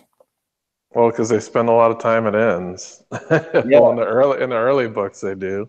Yeah. Well, and Um, in most of the books, it seems like at least a few of the characters are traveling throughout the entire book. well, there's a lot of travel Yeah. until they do their actual magical travel, I guess if you want to call that. Yeah. They level up and then learn abilities, but yeah, there are the wears and tears of travel that they do talk about. I think Yeah. one of the interesting things about Jordan, I'm wondering about, because I've been kind of interested in him as a person and how he acquired the knowledge required to write these books, because he does get a lot into equestrianism in the books. Yeah. Like he uses pretty exact terms. Like whenever he's talking about saddling animals and like all the different terms that I have to look up that are all equestrian related. It's like, he must have had experience with horses, I'm guessing. But another thing I also know about him is that he owned a lot of medieval weapons. Oh, So, cool. yeah, he had And he like an was armory of medieval weapons. And he was interested in a lot of different things too. I mean, I don't know very much about him at all, but I just remember from reading the description of him in the back of the books that you see that he's like a polymath almost. He's like a what is he like a history buff and he goes fishing and hunting a lot and then like you said he does stuff with medieval weapons and I think he also has military experience or something like that too, if I remember correctly. But he's Yeah, he was a chopper gunner, yeah. so he killed a bunch of people. I would say that podcast that I listen to, there's a couple that you can check out that would say don't spoil the series much. Because there's one episode of that podcast where they interview Robert Jordan's cousin. Oh, cool. So you kind of get to hear about like how he lives, like what were his interests, how the military impacted him, and many of those things. Like his cousin said he owned over 12,000 books. He had like a Holy giant shit. library. Yeah. Wow. I wish I had that many books. And he was also a voracious reader. Well, his cousin said, well, Robert Jordan probably read a book a day. That's what his Uh, cousin said.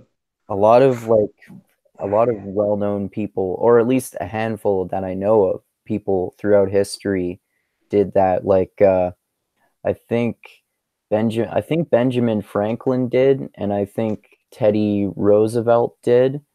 Um, and I think Albert Einstein might have too. But that's why I aspired to that goal a while ago, a book a day, and I was doing that for a long time too. But now I'm not able to do that as much as I used to. I think partially because I'm reading a lot of really super long fantasy novels like the ones in the Wheel of Time series? I only read one book a day on the weekends, but that's not really, it's usually short books and I'm not actually reading them, I'm just listening to them. Right. Yeah, because the most recent one that I just finished listening to was only 7 hours long, Oh, and yeah, it that's was true. a book about Benghazi, like the minute by minute story of that disaster. Oh, okay. So the actual book, it only describes 13 hours of what happened there. Oh, And of okay. course, it's extremely condensed, but it's basically like an action movie. Oh, But cool. it's only the action. So it does describe some of the backgrounds of the people in this story because it's a real event. So you get to learn a little bit about these people in the beginning, and then it dives right into the event. Oh, okay. And it doesn't really go into the later implications. It doesn't go into like conspiracies. It's just kind of a blow by blow retelling of that what happened at that embassy.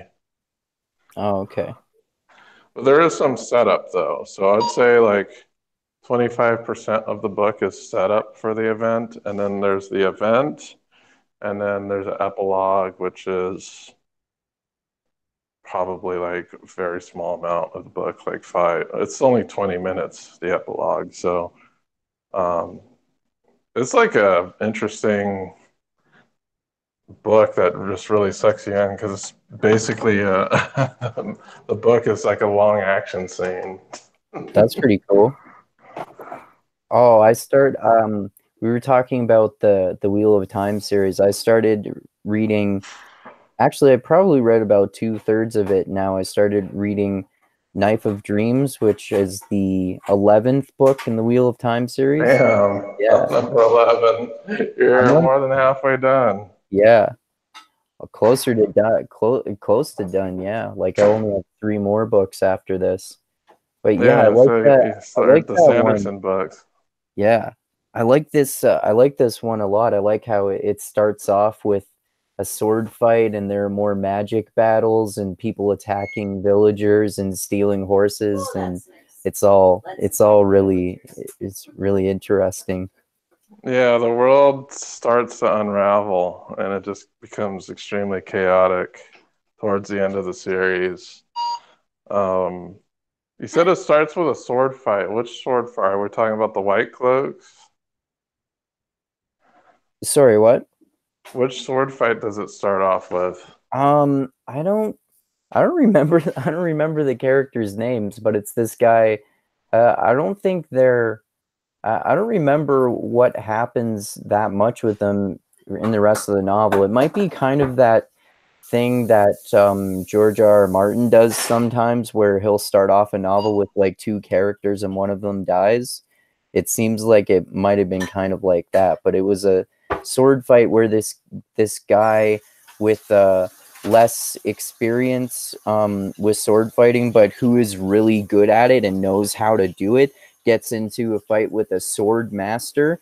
And I remember I liked it a lot because it was describing the way that this guy uses his sword, and he gets into a flow state and he's in a meditative state while he's using his sword, and he's being really intuitive about it and doing what his body tells him to do, because he knows that he has to just trust it so that he can like faint and pretend to be weak, and then strike after he faints his enemy into believing that he's weak and slower than he actually is, and all that kind of. I think I know which sword fight you're talking about.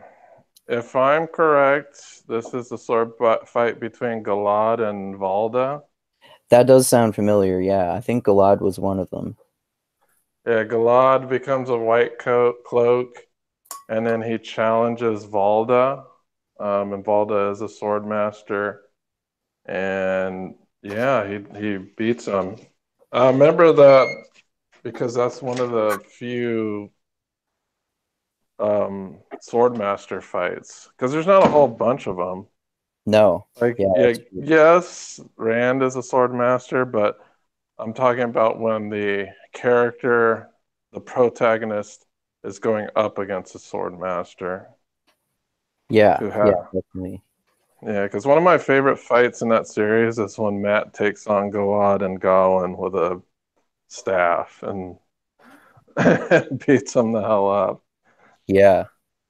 Oh man, Uh, I just finished that one part last night where I forget what exactly is happening, but it's one of the parts with Rand and everyone else that's with him, and they all of a sudden get attacked by people, and then there's this enormous fucking magic battle where people are like throwing fireballs at each other, and I think it's when they're facing 10,000 Trollocs or something like that, and there's this huge epic battle sequence.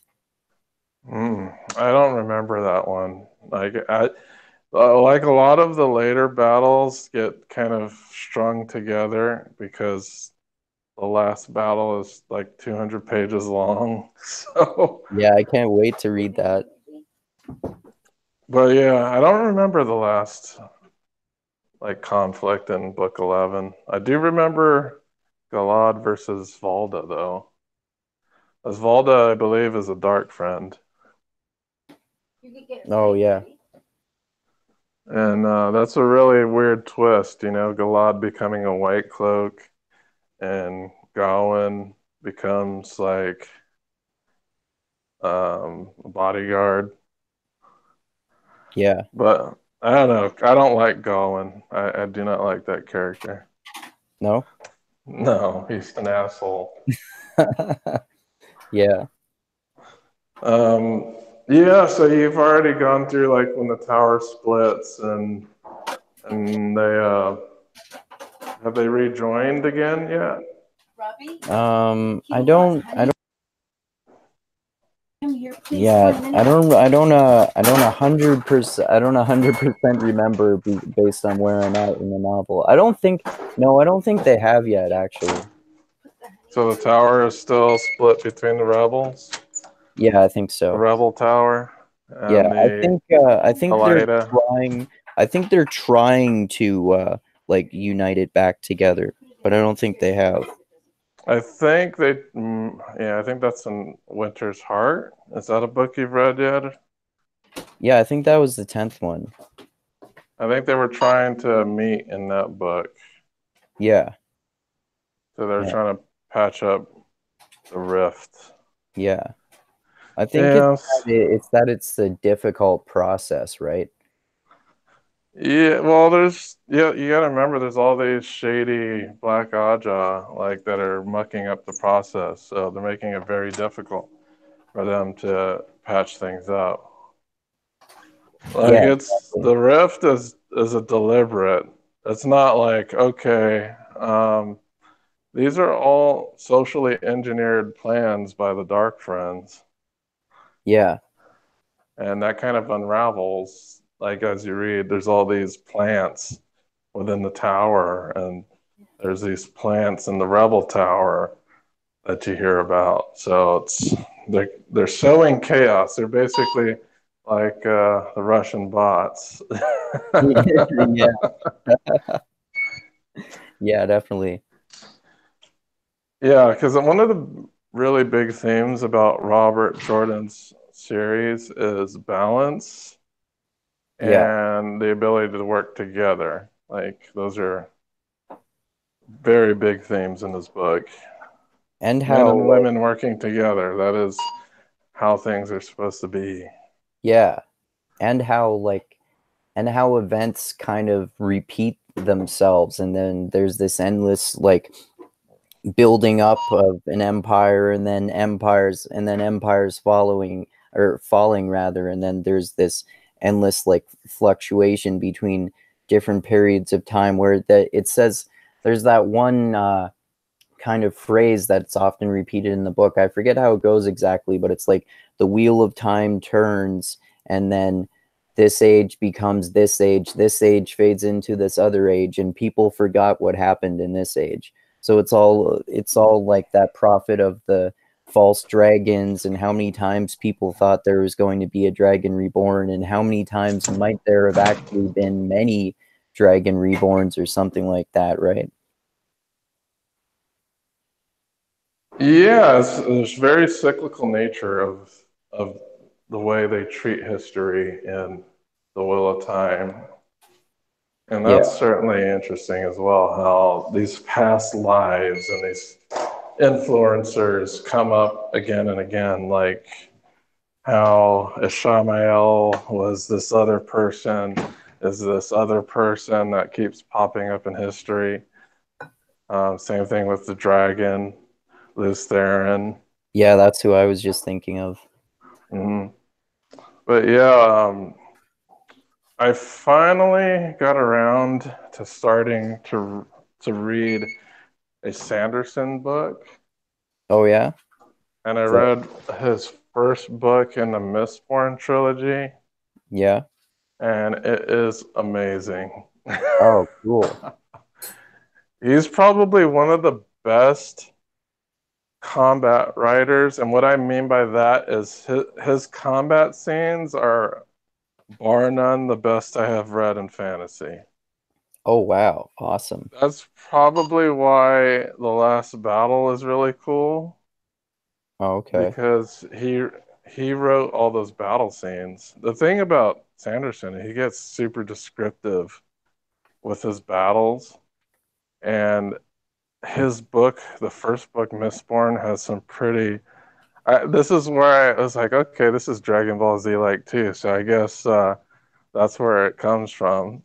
Is that Sanderson likes to write very vivid combat scenes.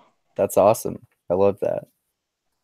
And I think you like the Mistborn trilogy. It's fantasy, but it's not. I don't know how to explain it.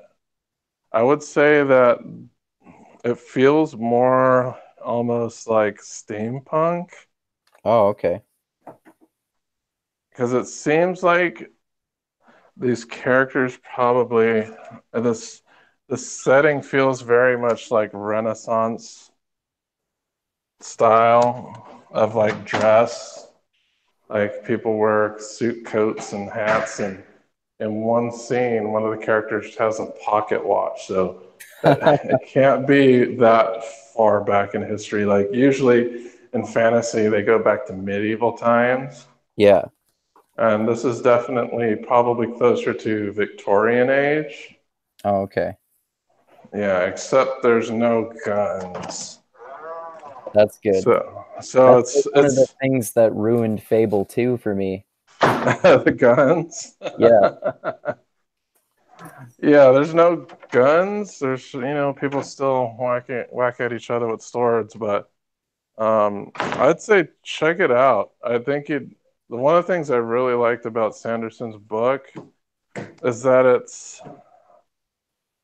it's not tradition. It's not traditional fantasy. It's very simply written. That's kind of how Sanderson writes. It's not terribly metaphoric, I guess you would say. But his battle scenes are amazing. His character writing is okay, not as good as Jordan's, but um, the thing I really liked about Mistborn is that it's the character and the group of characters they focus on are basic. It's basically like a Victorian spy novel, but it's fantasy. Oh, cool. So the characters are thieves. So they're doing like all of this espionage stuff. So it's really interesting. That sounds really cool. I think you'd like it. Cool. Yeah, I'll Like when definitely I check it finished out. it, I was like, wow, this is amazing. And Awesome. Yeah, it's the awesome. audiobook is amazing. That's how I got through it. Oh, okay. It's always so great when you read a book and you have that thought, "Oh, this is amazing." And the audiobook is Robert Kramer. I think that's his name. The same guy who reads Wheel of Time. Oh, okay. Yeah, he does an excellent job with all the character voices. Every character feels different. Like he gives them all a distinct voice. I think that's what I love about um, that narrator. Okay. Yeah. But this book, it's only 2 points of view, but it's still pretty awesome. I really Okay. like the world that he builds. It's something that I'm not used to. Like I'm used to like medieval fantasy, but this is not medieval fantasy. Right. Yeah. Sounds cool. And from what I've read, um, this is an interesting thing that Brandon Sanderson's doing. Because there's supposed to be 9 books total in the Mistborn, and he's not finished. So his first trilogy takes place in past times, Victorian era. His second trilogy takes place during current era. Oh, And the okay. next trilogy that he's working on takes place in the future, and it's supposed to be like sci-fi-ish. Oh, wow. That's pretty cool. Yeah, but he hasn't even started on the third trilogy. And I'm kind of excited knowing that I'm going through a book series that's likely to get finished because Brandon Sanderson isn't this old fat guy who could Oh, right. die of a heart attack at any time. Right. Yeah. Um, so I'm kind of excited starting the series knowing that this guy is going to finish it. And this guy, he's written a lot of books. I didn't realize how many books Sanderson has written. And a lot of his books take place in the same universe, but not on the same planet. Oh, okay. Yeah, that sounds like Isaac Asimov, who I think mentioned before in both his Foundation series and his Robot series. They take place in the same universe, and even some of the same characters in both of those universes occasionally interact with each other in minor ways. but they're still the stories take place at different parts in the universe and or at different periods of time. Yeah, because Brandon Sanderson's universe is called the Cosmere, Okay. and he has a lot of different books based off of that universe. And some of these books, from what I've heard, like the characters, the settings, don't even interact, Okay. but they do exist within the same universe. Okay. So I'm kind of excited with that. And then I'm doing pretty well. I'm building a physical collection of the Robert Jordan books. Yeah. So this on Amazon had a sale on books, like physical books. If you bought $20 worth of books, you get $5 off. Okay. So I bought The Eye of the World and The Great Hunt, even though I already read them, and I already have a copy of The Great Hunt, but it's the crappy mass market paperback Oh yeah. one. So I bought the trade paperbacks of those two. So I'm up to book 4 in my collection, and now I can continue to purchase these paperbacks that match on a bookshelf. Awesome. Are you reading the fourth one right now? Yeah, I'm still about 200 pages in. The fourth one's like a 900-page book, so that one's going to be a while. Yeah. I think it's actually one of the thickest volumes of the Wheel of Time series. Which one is that? The Shadow Rising, Right. Oh yeah, yeah, I think so. when Rand goes to Ruidion, or goes to the Waste. Yeah. So This yeah, that's the one I'm on. the sixth one is super long too. That's one of the first 1,000-page ones or so. Yeah, it really depends on what version. book version you're reading? Yeah, has to. Oh, I was yeah, I haven't posted this yet. I've been watching the Atlas Shrugged movies. Oh, I didn't even know I there mean, were movies. oh, they're available now for Amazon Prime members. So I've watched the first two. Okay. I'm like 30% into the third one. And I would say the first one isn't horrible, but they get progressively worse.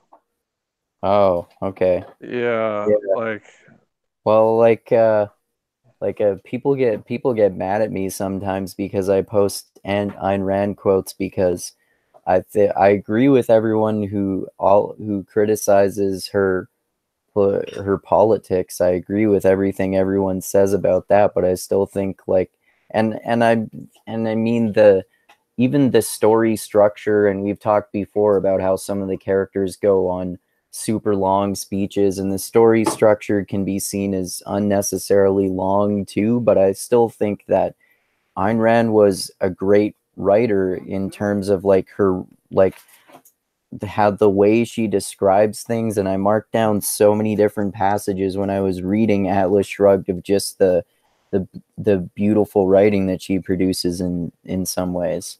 So, but I can see how that would I wouldn't think that it would translate well to film because of all those issues I just mentioned.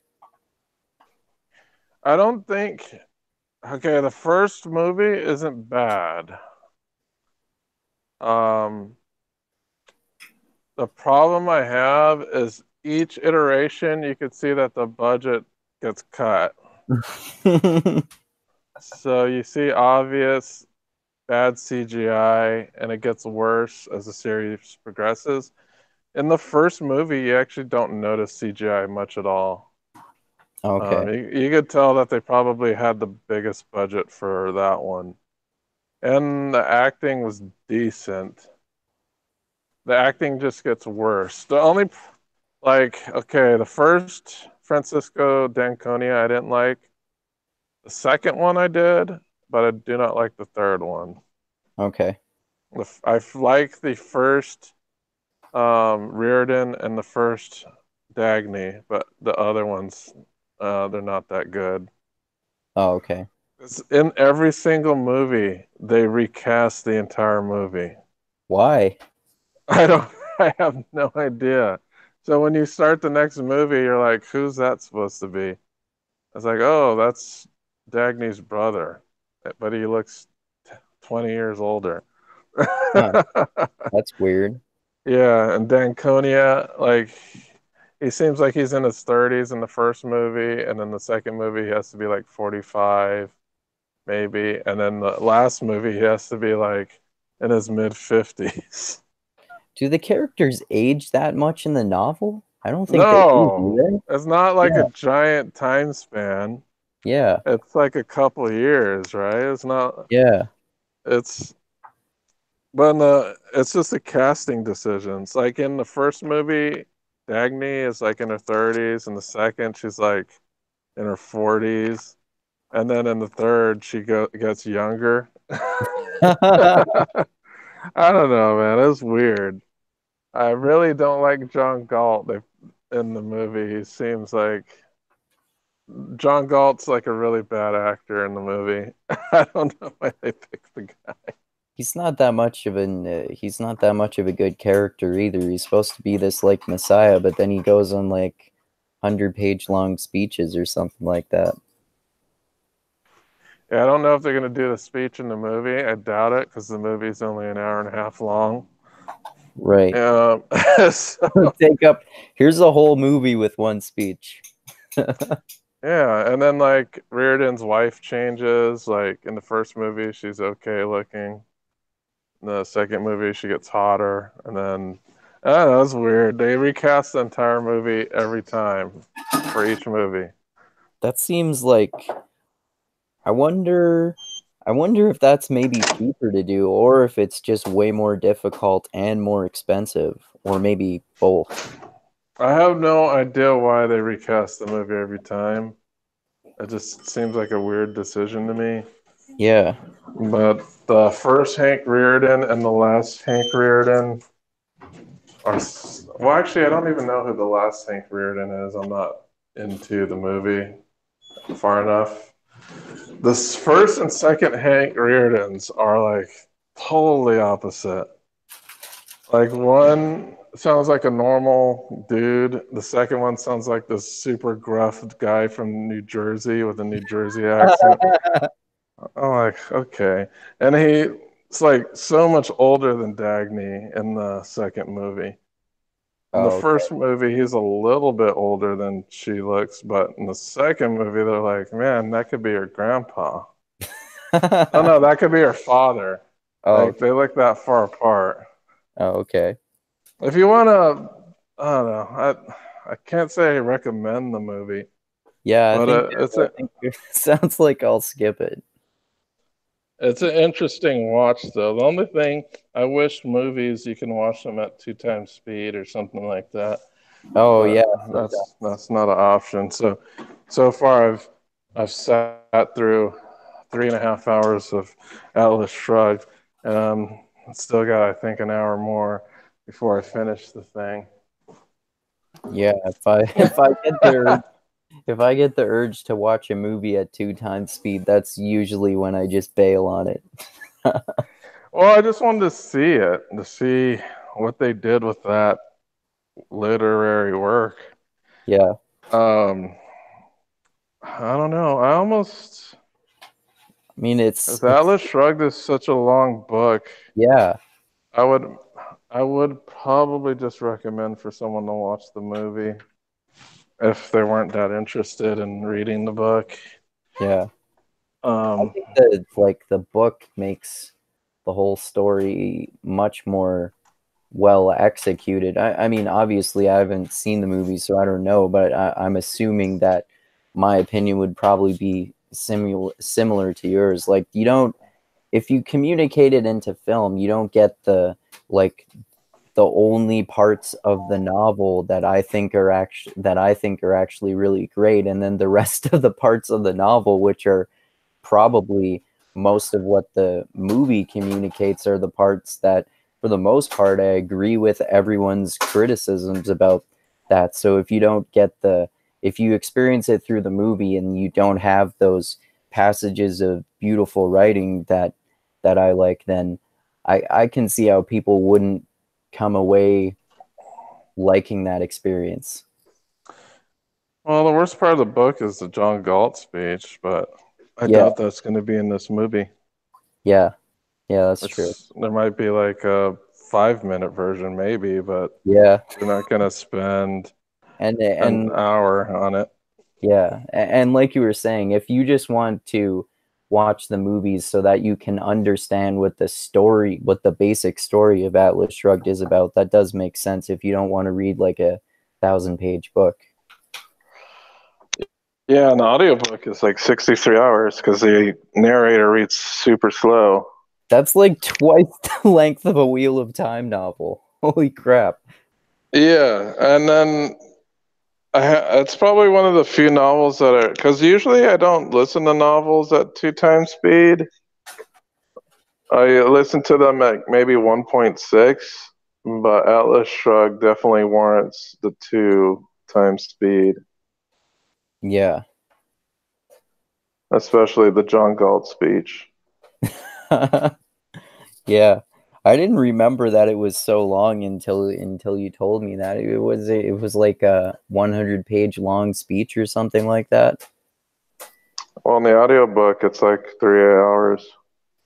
Wow. That is a long time cuz Yeah, cuz like in if speed, I'm it's an hour and a half. like if I'm doing one of my vlogs, my video blogs, it takes me about 10 minutes to read about 1,000 words. So extrapolate from that to 3 hours. Holy shit.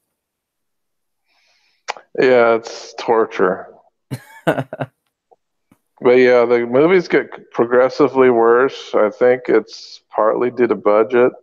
Because the first movie is okay. It's not horrible. The characters are really likable. It's just I don't know when they recast the movie, it's jarring. Plus, I don't think they're as good at actors. Except the only one that improved was Francisco d'Anconia in the Okay. second movie. Um, maybe Dagny's brother a little bit, but yeah, that was it. I was like everybody else was worse, and then it gets worse in the third one. And the third one, everybody's way crappier than the second one. Oh, that sucks. So it's like it's probably the budget. Oh, okay. I don't know. It's super like I don't know. Some of the characters changed drastically in appearance. Like Wyatt, who was the guy who owned the oil fields. In the second movie, he's like this portly, grizzled dude, and then the third movie is like some tall, skinny cowboy guy who's like old. It's That's like okay, with a like long, twirly mustache. Like okay, I guess I'll have to suspend belief here. But I don't know. It's a three parts, and it's a weird movie. is so the all three movies are supposed to represent the book? Yes. Okay. Yeah. So the first part is up to where they find the engine. Second part is up to where Dagny finds his Okay. Gulch, or whatever the hell it's called. And the third is Galt's Gulch until the end of the book. But I'm not done with it. I'll probably finish it tonight just for the sake of completion. But I was gonna Wonder- post on Facebook and in one of the mixed martial arts groups about how bad the movie is. Well, the I first won- one is terrible, but I the other one, wonder I wonder how they'll do with the anarcho-capitalist paradise. it's laughably bad because you first see it in the third movie, and the third movie is the worst of the three, Uh, and all the actors suck, and it just looks like this stupid utopian paradise full of bad actors. It seems ridiculous when you see it. yeah, I bet. I don't know. It just gets the acting gets progressively bad. Yeah, I can't I can barely tolerate cheesy acting. Like I'll turn a movie off in the first 20 minutes if the acting and or the plot are terrible. Well, you haven't seen The Room yet. No. You should go watch it. Yeah. Yeah, it's a really bad movie with extremely bad actors Why would I want to watch that then? because it's so bad it's good. Okay. Yeah, there are movies like that. I like movies that are extremely bad. The problem with this movie is it's not so bad that it's hilarious. Like the movie has to be so bad for to be hilarious for me to like it. And usually that's because they take artistic they take artistic paths that seem utterly ridiculous Yeah, and they're not doing it to be funny. That's when bad movies are good. that When makes they are unintentionally funny. Problem with Atlas Shrugged is that it's not bad enough to be funny. that makes sense. Yeah, like if it's bad, it has to be really bad for it to be so bad that it's good. Yeah, so that's why I would suggest to watch The Room. It's that bad. Okay. You've probably seen clips from it, like "Oh Hi Mark." You've seen that. I don't know. Doesn't sound familiar. You haven't seen, Tommy Wiseau? Come on. I don't think so. I Oh man, he's like so many people make memes of the guy of the movie. Oh, okay. You've Hmm. never heard of that? Oh, hi, Mark. I could have seen something about that and I just don't remember, but I don't think I have. Let me see if I can find something, and it might jog your memory here. Okay. I'll just find a picture, and you might. Oh, you mean, and you'll see it, and you're like, oh, that. Okay. Okay, here we go. Let me see if it'll allow me to share a screen here. I don't know if I have those options available. Let's see. Screen share. I might not because I'm on a tablet. Okay. But maybe I'll just send you a link to the picture or of the guy. Sure. Man, I wish I could screen share. That sucks. Maybe I have to use. I probably would have had to use Chrome, and I'm not using Chrome. Oh well. Okay. But there was another movie about the movie um, called Disaster Artist. You've heard of that movie? I've heard of it. Yeah, I don't think I've seen it. Yeah, it's a movie about that movie. Oh, I didn't know that. It's a movie about the making of a really bad movie. That's funny. That that makes me want to watch Disaster Artist more now. Yeah, I read the book first and then I watched the movie. The book is really good too. Oh, okay. I didn't know there was a book. Yeah, it's I didn't know that it was based off of a book until I saw the book when I was scrolling through new books to listen to in my library, and I was like, "Oh, look, there's a book of it." And Oh. so I listened to it. It's read by the guy who wrote the book, which is one of the actors in the really bad movie, Oh, I didn't know that. That's interesting. and he does a extremely good impression of the guy because the guy talks weird.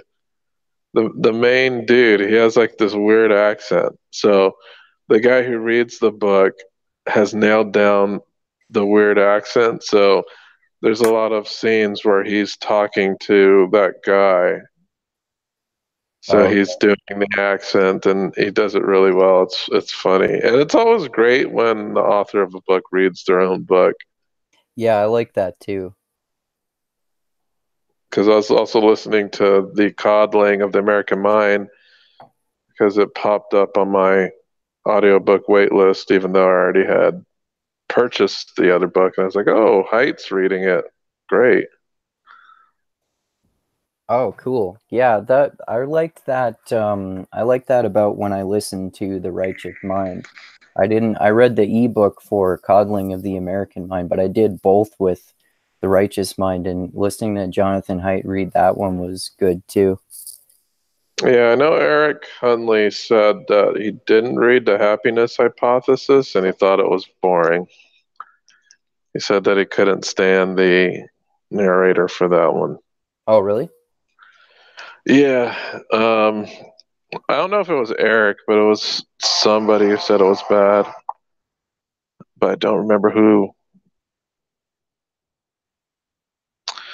Yeah, someone on the message board says reading is for queers. I guess I'm queer. Yeah, I don't know. How could you? Reading is for queers? That's the weirdest statement I've ever heard. Yeah, that's like who doesn't read? A very small amount of people don't read. Oh, I don't know. I think in general it's kind of the opposite in today's world. No, because people use the internet. Well, I mean like reading books. Oh, reading books. Yeah, maybe. I mean, like when you go out and see people in the real world in a doctor's office or in a fast food restaurant or something, it seems like most people are doing nothing or looking at their phones instead of reading books. Yeah, that's usually the case. Yeah, I was sitting here at my desk the other day with The Shadow Rising in front of me, and then one of the workers here came up. He's like, "Oh, I see that you're reading a book." He's like, "Do you read a lot?" I'm like, well, this. He was asking me because the Shadow Rising is a very thick book, Yeah. and he asked me, "Well, how long does it take you to finish that?" And I was like, "Well, something like this, maybe 2 weeks, but that's only because I'm reading two other books at the same time." He's like, "What?" Yeah. People are really shocked by that. Like I was telling my tutoring student the other day about the three different books that I'm reading at the same time because he asked me and he was like really shocked by that too because he doesn't really read books. Yeah, there was like I had a earlier phase where I read quite like quite heavily, right, and then I kind of just dropped off. It never like dropped off a lot because I was always interested in audiobooks. So I was always listening to something, but it was usually like re-listening to The Lord of the Rings or like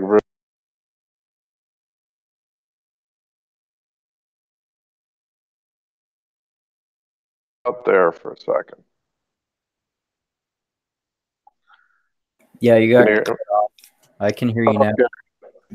No, I was always listening more than reading. So, um, as I used to have very long commutes, so LibriVox was my friend for a while. Oh If yeah. anyone's familiar with LibriVox, it's basically um, they're audiobooks that are public domain, but they're read by volunteers, so the quality may vary. Um, and I got through a lot of classics that way. So we're talking about the Odyssey, Tom Sawyer, Huck Finn, Call of the Wild. It's like your older public domain books, Okay. I'm gonna but bookmark that page because I've heard that in some audiobooks that I've listened to before, but I didn't know it was a website that you can go to for that. yeah, LibriVox is a website. Some of the narrators are excellent. There's this the best narrator I think I heard was the lady who was doing the Huckleberry Finn and Mark Twain books. Worst was the Odyssey because it seemed like every other chapter was a new narrator. And there was this one narrator that you could tell were like a super retiree that wanted to have something to do with their time. So a couple chapters, and they were like barely intelligible because it's this really old person that can barely vocalize. So it's very hard to get through those chapters. And then Okay. the audio quality also varies as well. So, some of these people are recording off of $10 Radio Shack microphones. Some are recording on decent ones. So it had a varied quality to it. But they were free. But who cares about that? Because I got a library card now, and all of that's Yeah, free too. exactly. Only And you, thing about LibriVox is you don't have to wait for anything, but you gotta wait at your library. That's the yeah, only difference. that's true. And you have access to like an enormous library, you told me, right? Yeah, I think the library is composed of 22 branches. Yeah, like holy shit. I have like here I have my one. Well, it's a fairly decent sized library, but and there it has a pretty good selection of physical books the few times when I went there, but the digital file selection, they have a decent selection for those, but usually there's only like one copy if it's especially if it's a newer book that just recently came out. So sometimes you Uh-huh. have to wait for those. Yeah, when Fear dropped, it dropped with 60 digital copies in the audiobook. Holy crap! See, like in my library, there was one copy. Yeah, I guess people over here in this area like to read. That's Yeah. probably it's kind of like a upper crust area, so that's what upper crust people do, is just read Well, books. well, you live in a much bigger area than I do too, don't you?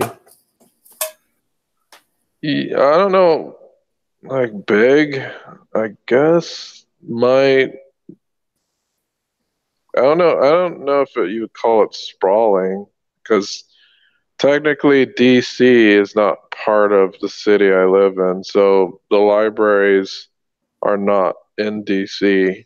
The Oh, libraries I pull from are just from Fairfax County, oh, okay. Oh, and wow. there's 22 libraries in Fairfax County. Holy crap. Yeah, like there's only one library in my whole area, which is like I guess it's one municipality with like maybe a handful of different areas, including like the different sites where people work at the oil sand plants, but there's just one library. But I mean, most people that it seems like most people I interact with or have interacted with don't really read books that much. So in a way, it's good for me because it's easier to get stuff out of the library. Yeah, there's 3 libraries within 5 miles of me. I've only been to one of them though, so I only been to one, and it's a couple stories. But yeah, there's a lot of libraries over here. Oh, okay. That's pretty awesome, man. It would be so awesome to have access to 22 different libraries. Well, I think it's some of them are outside of the county. Like I think some of the ones that are linked up with it are from Alexandria and Loudoun as well. Because I think there's 3 counties, but Alexandria's tiny. Loudoun's kind of big, so maybe there is a couple counties in my library system. Where's Alexandria? Alexandria is right across the river from Washington D.C.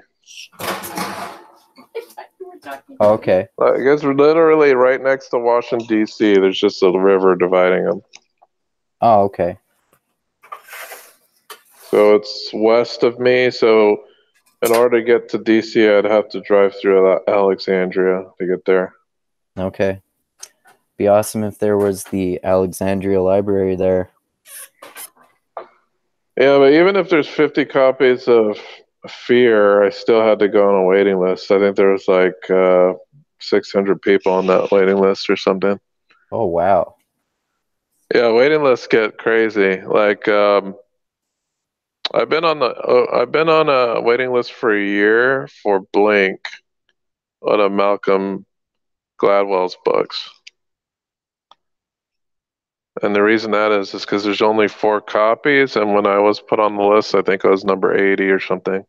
Oh, wow. Yeah, so sometimes you'll wait a long time Right. for a book. Well, it makes sense that you're on so many waiting lists then. Yeah. Well, you could only queue up to 10 on your holds list. I think I have 8 because I try to keep 2 slots free, just in case. But most of the books that I listen to from my library or read are not on my waiting list. They're ones that I just go, because you can check certain categories. I like to browse the available now category Right. and see what's available, so I can just like immediately check it out and see what it's about. Most of the stuff that I've been listening to and reading is actually from available now books that are on that I'm not on the waiting list for. Oh, okay. That makes sense. Yeah, because Mistborn, I think I was on the waiting list for that for 2 months, and then I finally got it, and I was blown away. And then now I gotta wait for the next one. I hate having to wait so long. You have to wait on a waiting list for that one? Yeah, for the second book. If I I didn't want to check them out all simultaneously because there was a chance that I might get the second book before the first book and the third book before the second book. So I just check them out after I'm finished. But right now, um, the third book, I think I'm in 30. I'm in 30 out of, I think they have 6 books or 6 audiobooks. So that's Wow. going to take a couple months. Wow. Yeah, I think the longest I think the longest I might have waited for a book that I put on the hold list with my library was like 2 weeks. Oh, let me just tell you what's on my hold list because I have it pulled up right now. All right, so I got the new Jim Crow. I added that after listening to Sean McCoy's podcast. Oh, we talked about that? Yeah, Isaiah was on with them and they had a discussion Oh, okay, about cool. that. So I put that on my list. Okay. And that's an ebook, and I'm number 1, so I should be getting that pretty soon. Yeah, I remember I read that book based on Isaiah's recommendation. So the second Mistborn book, I'm on number 25 on 6 copies, so maybe a month or 2. Oh, okay. Next book up is Lies My Teacher Told Me. It's an ebook, number 36 on 4 copies. That's going to take a while. Okay. Next book up is Ender's Game, number 13 on 7 copies. Oh, I read that. I read the first one, but I didn't read any of the others in the series because I liked that book at first, but then I kind of got tired with it as it went along. Mm. Next one is Origin. Oh, the Dan Brown. Brown. Awesome. I'm number 89 on 55 copies. Oh, okay. So that shouldn't take too long. Maybe a month and a half, maybe. Yeah. Next one is Watership Down, number 10 on 3 copies. Oh, I haven't read that one, but I've heard it's really good. It's a good book. I've read it before, but I want to get back into it again. Cool. Next one is Blank by Malcolm Gladwell, 38 on 4 copies. I had this place on hold since December 2nd, 2017. Wow. Holy crap. Yeah, that's the longest hold I've have on here. The next, all of these holds I currently have are in November, except that book, which I refuse to remove it from. Like, imagine me accidentally removing it from my list after waiting for a whole year. That would suck. And I thought about it because I was like, really? There's like 100 people trying to read this book, and there's only 4 copies. Yeah. You got to imagine how long it's going to take for that to get around to me.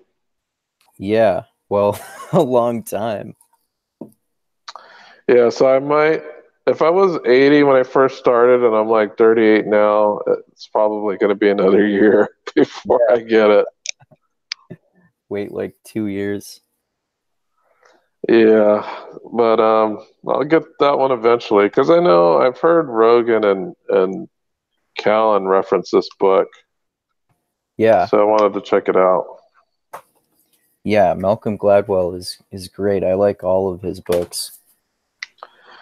Yeah, so most of the books I have on hold are fiction, but I typically, when it comes to the available now books, I do listen to and read a lot of nonfictions.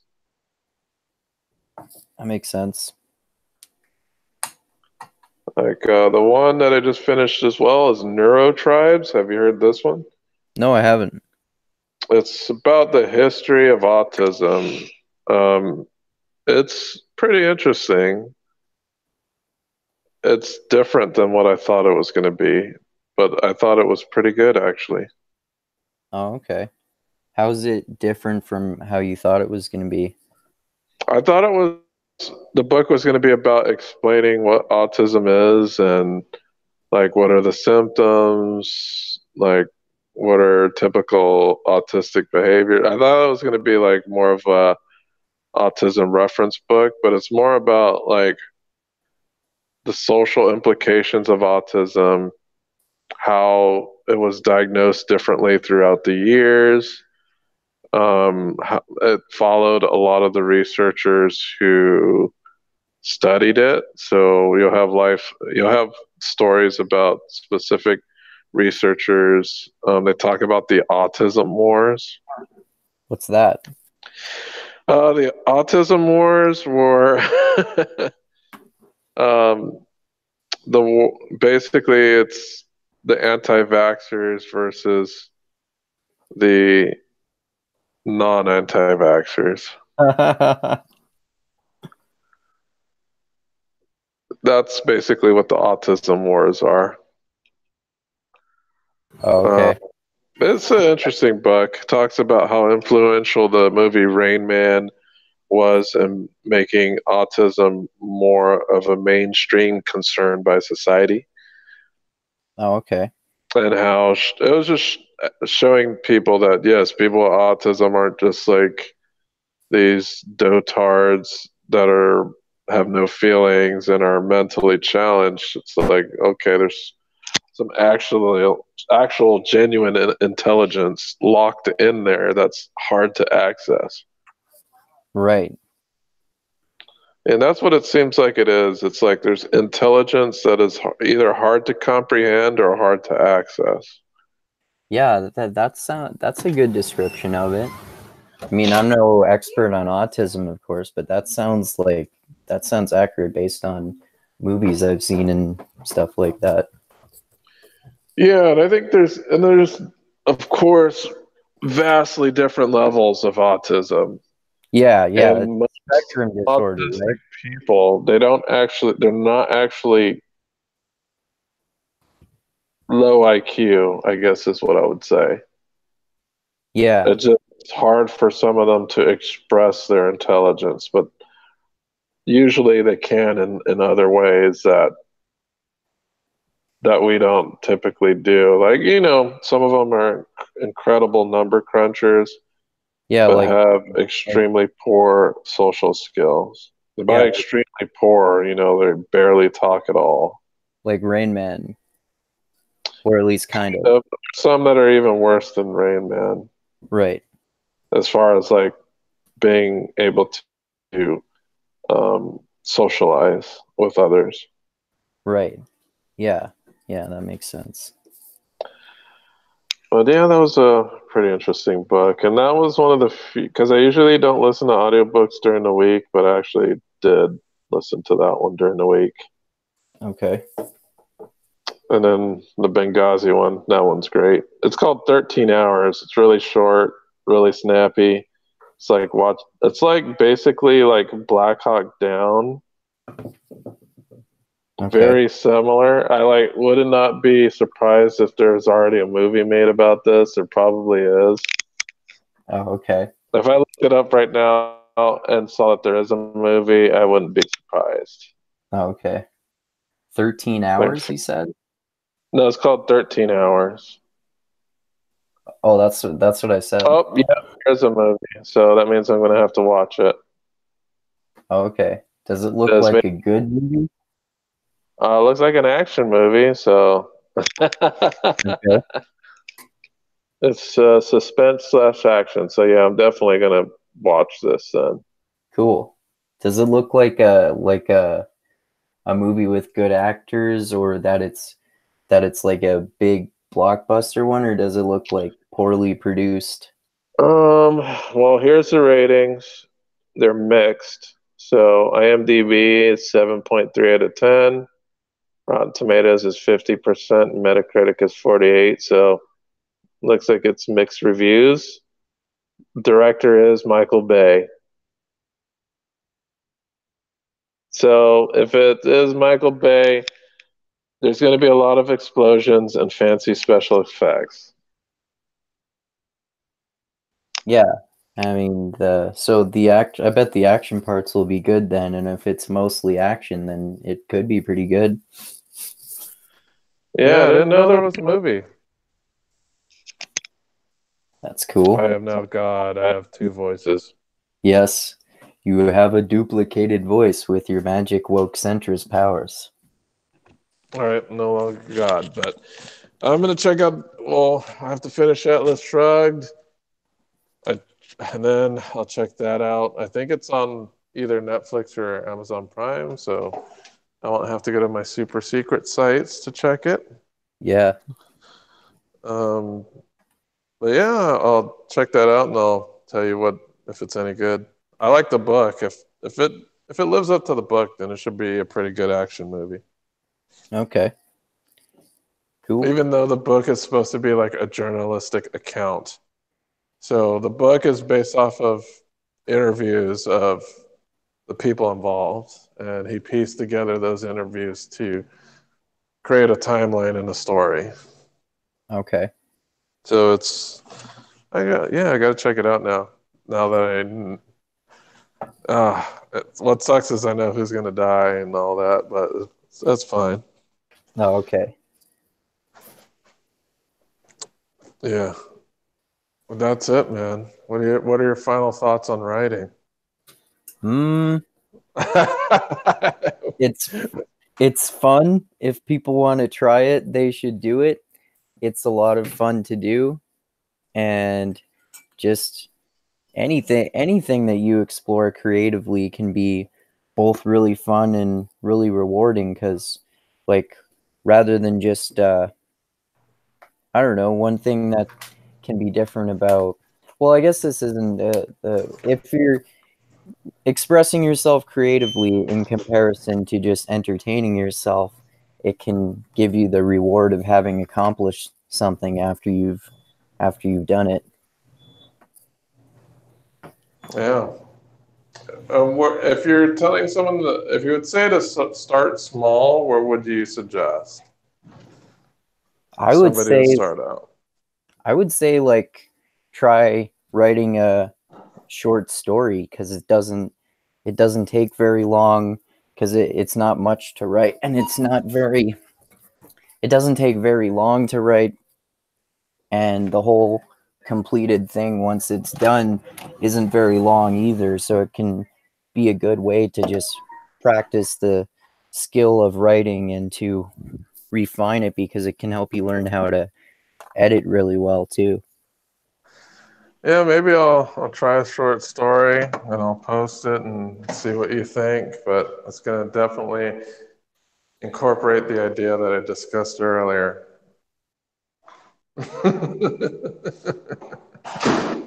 Yeah, Which that is is that is a unique taking the setting perspective. will be a bathroom. Yep. I know I already went through the books that I read this week. Um, was there any books that you read that we were missing?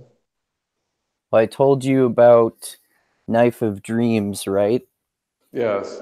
Yeah, I'm also reading this book that's just called The Encyclopedia of Space, which is pretty self-explanatory.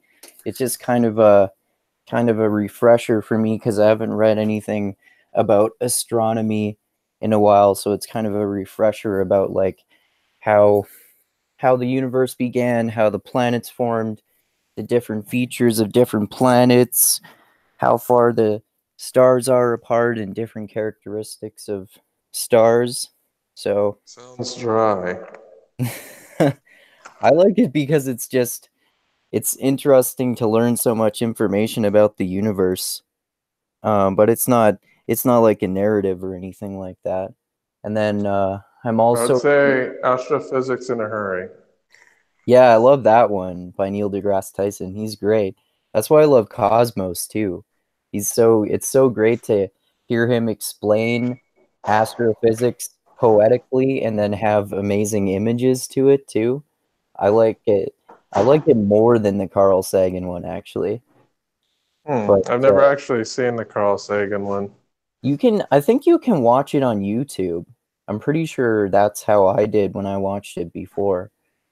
Um, but I'm also reading this book that Tim Keefe sent me, who's that guy with a master's degree in philosophy who James Sullivan did 3 long interviews on his podcast about postmodernism with, and he talked to me on my podcast too, and he's got like an encyclopedic knowledge of philosophy, and he's always sending me book PDFs or just giving me book recommendations, and then he sends me so many that I can never get to all of them at like even anytime soon. But when he asked me to, when he specifically asked me to read one in particular, I'll do that. So I'm reading this one right now called The Cambridge History of Hellenistic Philosophy, which I think is interesting because it goes over a period of history in ancient Greece, a period of about 300 years, and describes the different schools of philosophy that existed back then and their different positions on a wide variety of different issues like morality, and they get into the cosmos, and the way they describe God is interesting sometimes too. And it's all a bunch of different agreements and disagreements between different philosophical schools about a wide variety of issues that they discussed back then. All right. I think I forgot to mention too that I'm currently reading the History of Sexuality, Volume 1. Oh yeah, awesome. I think I'm only about 30% into it. Did get an ebook form. I just have to say, Foucault gives me a headache. Yeah, he has a really Uh, awkward and sometimes really verbose writing style. I just don't like it. His damn sentences, they're too long. Yeah. And a lot of the time, I swear that it's almost as if he influenced DMX because he'll just have like a damn sentence that'll be like, oh, the oppressors and the Marxists, the teachers, comma, the students, comma. I know it just goes on forever, and then Yeah. after that, he uses a semicolon, and then you're still trying to figure out, like, okay, which parts.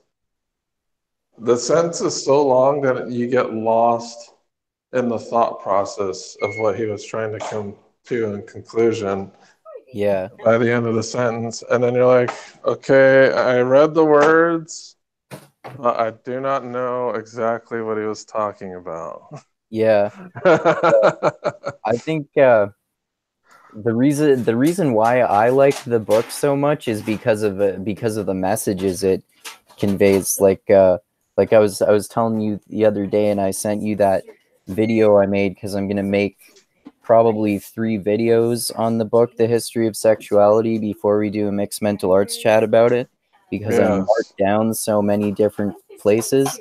And I think what helps me a lot with like understanding what Foucault is trying to say, and especially in those long sentences, is like hearing people talk about the kind of ideas that he was attempting to communicate, like hearing people like Thaddeus Russell talk a lot about Foucault, and like talking with James Sullivan about postmodernism and people like Foucault and Derrida, I think helps a lot too. Like in because before, when I first tried reading Foucault and people like that, I was like more confused than you are by that language stuff. And then but then since I started like talking with people about it and having them explain it, I can understand what they're trying to say in that awkward writing method. Well, that and then it's translated from French, and then sometimes the translations don't make any sense.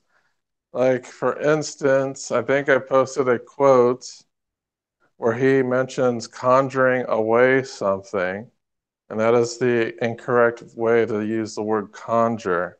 Yeah, he uses that. He uses that in like a deliberately different way. That it's like how philosophers kind of like invent new definitions of their own words sometimes. Derrida does that with the word conjure in one of his books too, and one of the recent one of his that I read called Spectres of Marx, which was kind of a criticism of Marxism and also an explanation of how aspects of it are still embedded in our culture. He used that word conjuring in that same kind of awkward and not really technically correct way that Foucault does.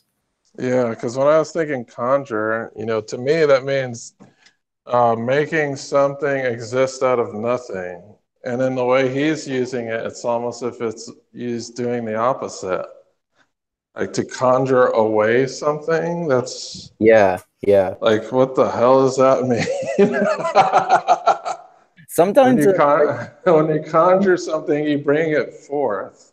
see, sometimes like it can be so confusing because it's all three of these things, sometimes even combined. Like sometimes it can be translation issues plus the philosopher thing where they make up new definitions of words, plus them trying to be like metaphorical and ironic like a lot of postmodernist writers did. Sometimes it can be all three of those things combined, which is which can make it really fucking confusing. Well, and then I don't know if it's ever been updated, but even in the book I'm reading, there are some French phrases that aren't translated. Yeah, that happens sometimes too. Like every once in a while there'll be a French word that they don't translate. it's it's kind of It's funny. like, okay. Well, at least the awesomeness about reading it as an ebook on a Kindle is that you just highlight the word and you have instant definition, even if the word is or phrase is in French. Yeah, definitely. Yeah, and that's something I do a lot is highlight a lot of these words that I was like, what the hell does that mean? And then I just highlight it in the ebook and then the definition pops up right there. Yeah, that's great for that. It's probably one of the biggest reasons I would advocate using an ebook Yeah, for stuff like Foucault, because yeah, there's a lot of weird words in there that you're like, huh? There's certainly so many words that he could have used, but he used this. It's like, okay. Like, I don't know. I can't even count how many times he uses the word discourse in the damn first and second chapter. It's like every other word is discourse. yeah. It's like, Yeah, I think sometimes, I mean, I don't know what was going on in Foucault's head, of course, but I think the thing that that him and kind of like philosophers in general do, although he could be considered more of a historian than a philosopher in a lot of ways. I think it seems common to be deliberately repetitive about one particular word because they start talking about stuff in such a complex way that it can be confusing if they don't be that repetitive, because if they use a synonym it might make you think that they're talking about something completely different. yeah, there's just a bunch of weird words. Like normativity, I think was one. I was like, what the hell? Yeah, Yeah, it's like, okay. Prolix. I was like, who uses the word prolix? And I've read it like 4 times already. yeah. Nobody uses that word. Well, he writes in that like that intellectual style too, kind of, which is another thing that, especially combined with all those other factors, can be really confusing sometimes. Yeah, I'm getting through it slowly. I'm reading at a very slow pace. I think I'm on part 3 right now, There are but 5 parts. I think so. I'm halfway through part 3, but it's slow reading. It's not something you can like. Fast reading for me is like Hunter S. Thompson or really punchy, straight to the point type of writing. Foucault is the complete opposite of that. Yeah, yeah, it Not definitely straight is. to the point at No, all. no, like he'll start a paragraph and then like usually it'll be a page. Sometimes it'll be half a page or so at the shortest. Sometimes the whole paragraph will be like 3 pages. Or one paragraph might be 2 sentences. That will be a whole page. Yeah. I don't know. It's really I don't have you read any other French people and are they just as difficult? Yeah, of the other like early, I've only read for like the early French postmodern writers, I've only read Derrida and Foucault, but all of both of their writing that I've read has been in that similar, really like verbose style. Well, who's easier, Derrida or Foucault? I think Foucault's, at least for me, Foucault is a bit easier to understand because he's like he's doing what people call historiography, right? So he's going into detail about the history of how cultural attitudes towards particular ideas or concepts or groups of people have changed throughout history, and he examines it from many different angles. And then for me that's easier to understand than Derrida, who goes into he goes into how language affects society, how cultural concepts affect society, and sometimes especially when he gets into talking about language and mythology like he does sometimes, like either of those on their own or especially when they're combined, especially language, it can get more confusing to me because it's this French guy talking about languages other than languages, including French and other languages, and he's doing comparisons between those different languages, and it's being translated into English. So it's like that part for me is the most confusing, where it's just like this thing means this in this language, and he's explaining this using these different languages, but then it has to be translated back into English too. Yeah, it's hard, and then it seems to me I don't know if you made this observation that Foucault uses double negatives sometimes. So I'm like, I don't know if it was an accident or if it was intended. Oh yeah, he So does I that get sometimes. so I was like, I'm not really sure if you're talking about the negative or the positive, but at least I got my cliff notes. Yeah, yeah, it's good. Like when I was reading the history of sexuality part one, I just marked down a ton of different paragraphs and pages to reference. Or if I'm doing like an ebook like you are, I'll take notes about it a lot too, especially like that book on Hellenistic philosophy that I'm reading because it gets really complex. Yeah, and then there's this part that was extremely confusing to me. Was when he was talking about child sexuality. I was like, huh? It's like, what are Oh we yeah, talking about here? Are we talking about I know he's talking about the discourse of it, so that means the actual talk about it and not the act itself, yeah, right? yeah, And how people talk or not talk about child sexuality.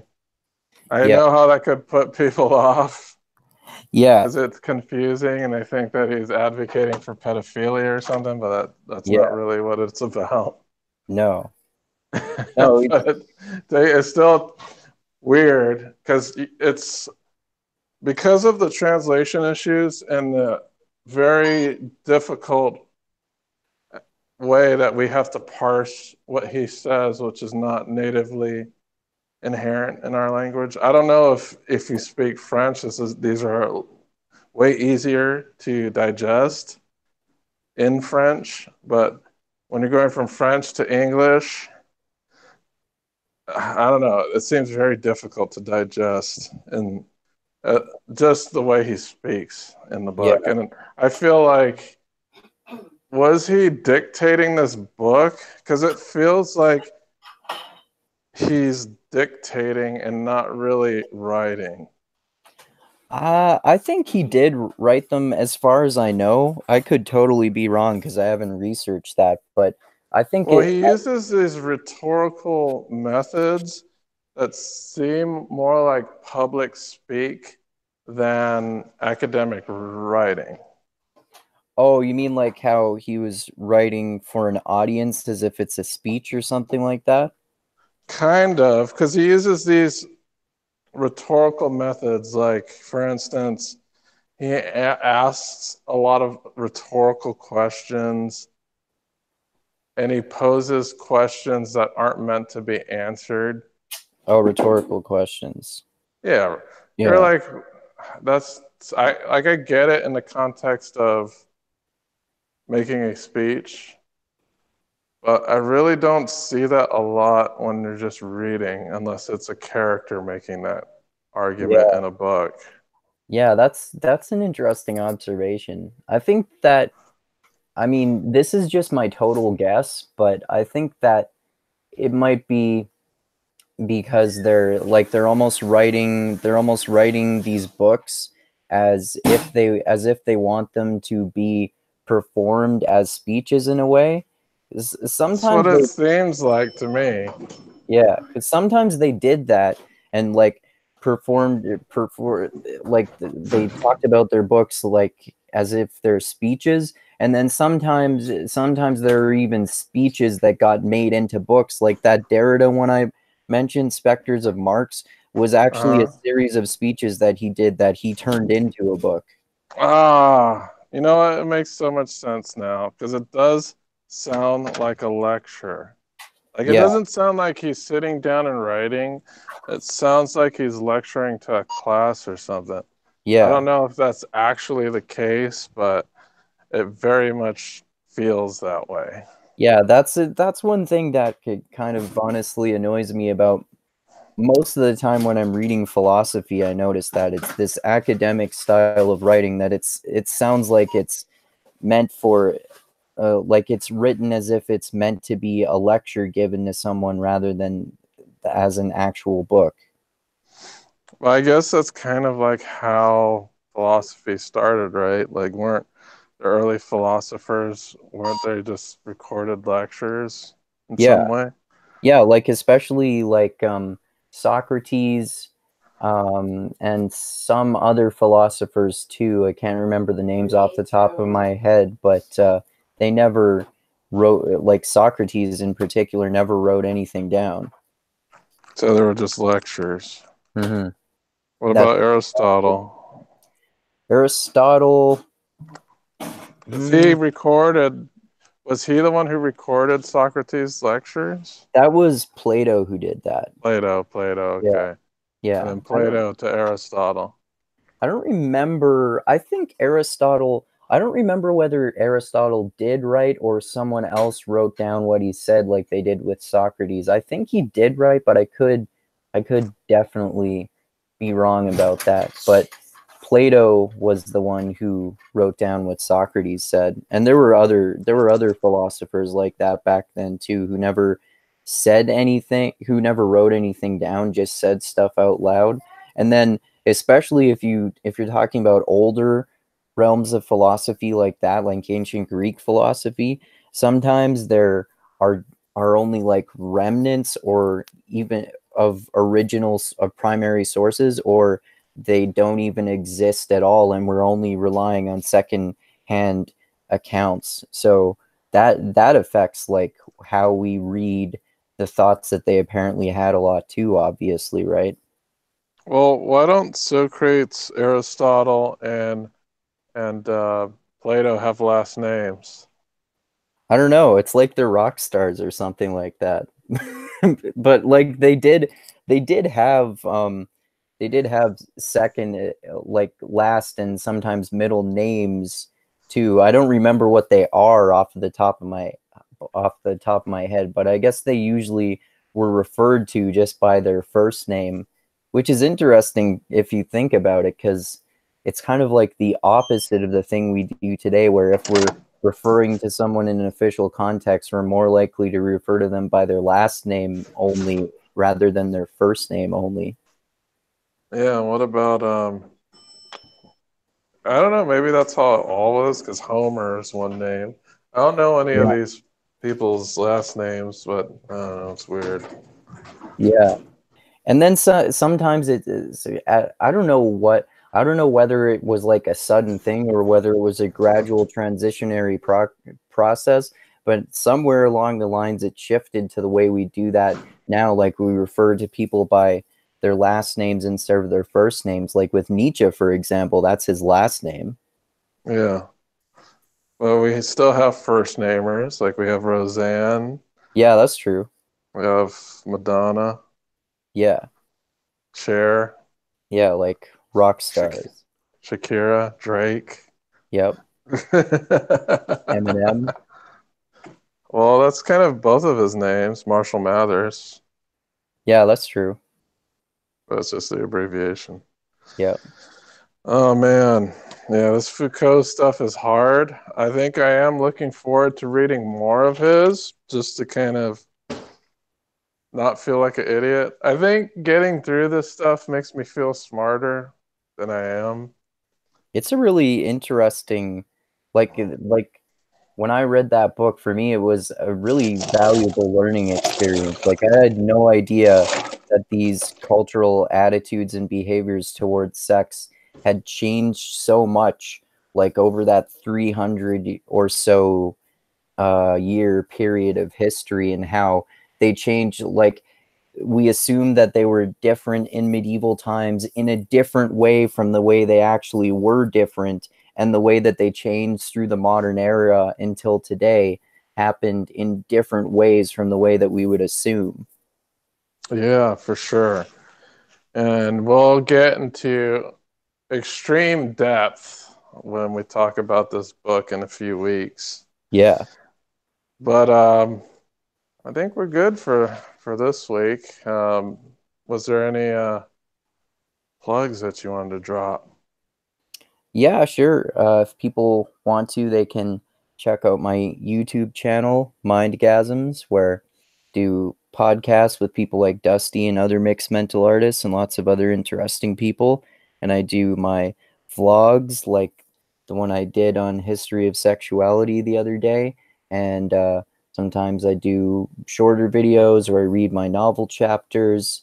And then there's also my blog at mindgasms.theblogpress.com, where I do the same sort of thing and also write blogs on there and my novel chapters and short stories and poems sometimes. And if people want to check out my Patreon, that would be greatly appreciated too. At Mindgasms, you can find it there. And I'm also on the social medias, the Facebook, Ibuha, and the Twitter at Andrew Meintzer, and my last name is that weird German spelling, Meintzer, and I say Z rather than Z because I'm Canadian, and that's pretty much it.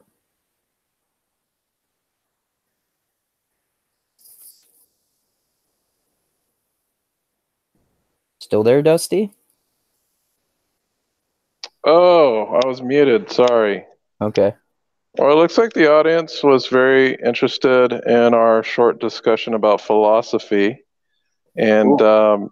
if you guys want to hear more of that particular thing, we will be discussing A History of Sexuality, Volume 1 in length.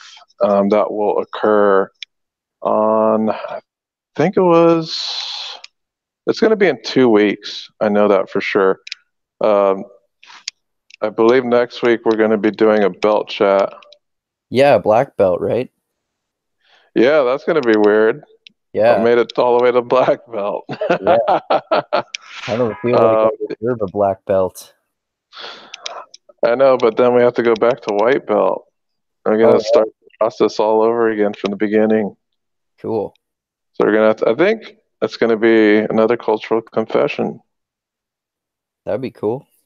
All right, so we will discuss Foucault in length. I want to see if we can get some people in the mixed metal arts group who really are into the Foucault stuff, and really people that hate it. Like, Yeah. Yeah, uh, like people like Isaiah and maybe even James who know a lot about it, and then people who really hate it too, like Shane Kennedy, who I talked to on my podcast before, who's one of Ed's friends or Sam's Bulldog's friends. I bet he would be an interesting person to talk about that too. Yeah, I don't know, but I'd like people who hate it at least have some experience with it. Like I've seen some pretty bad reviews of that book, but I've found some reviews that are interesting. Like a lot of the interesting reviews I find are in the range of 3 stars out of 5. Okay. I like those because they can critique it, but they can also see the benefits of it. Yeah. Like, I don't like 1-star reviews and I don't like 5-star reviews. Yeah. 3-star review sounds like a good idea for that reason. Yeah, so I did look up a lot of the 3-star reviews very much hate how he writes. Are But are there even 5-star reviews that like how he writes? well, there are 5-star reviews that make no mention of how he writes. Okay. Um, but yeah, we will talk about this at December 22nd, so that's before Christmas. The next chat will be the black belt. That's coming up on the 9th. So that will be the Sunday, I think. Yeah, those are always on Sunday, right? Yeah, that'll be this Sunday. We're doing the black belt. And between the 9th and the 22nd, I haven't decided what we're going to do yet. I'll figure it out, but we will do something. I'm trying to bring back more topics to talk about instead of free-for-alls. Yeah, I like that you did Usually writing the one. topics like draw more people and people get interested in the topics. Because I know there was a lot of people hanging out in the chat talking about Foucault and philosophy when we started getting into that part of the argument. And hopefully they'll be here on the 22nd when we're going to go full on Foucault. And I'm going to try my best to get through this material. It's not the easiest, but I'm using a lot of ancillary sources to help me out with it, like videos that go chapter by chapter, cliff notes to help me understand what the hell they're talking about. At first, I thought, oh, this can't be that hard. Let me just start reading this stuff. It can't be that hard. I started reading it.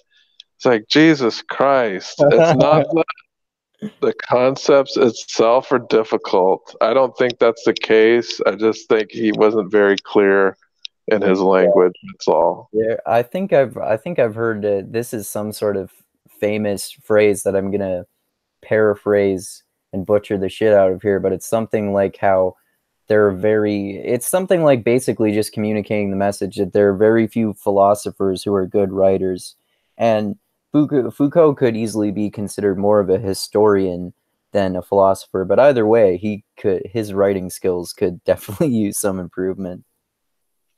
Yeah, and I'm saying that Brandon Young does say in the chat that Foucault did base a lot of his writings on lectures.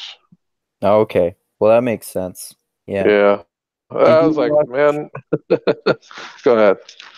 Did you happen to watch my video that I made, the first one of 3 that I'm gonna do about it?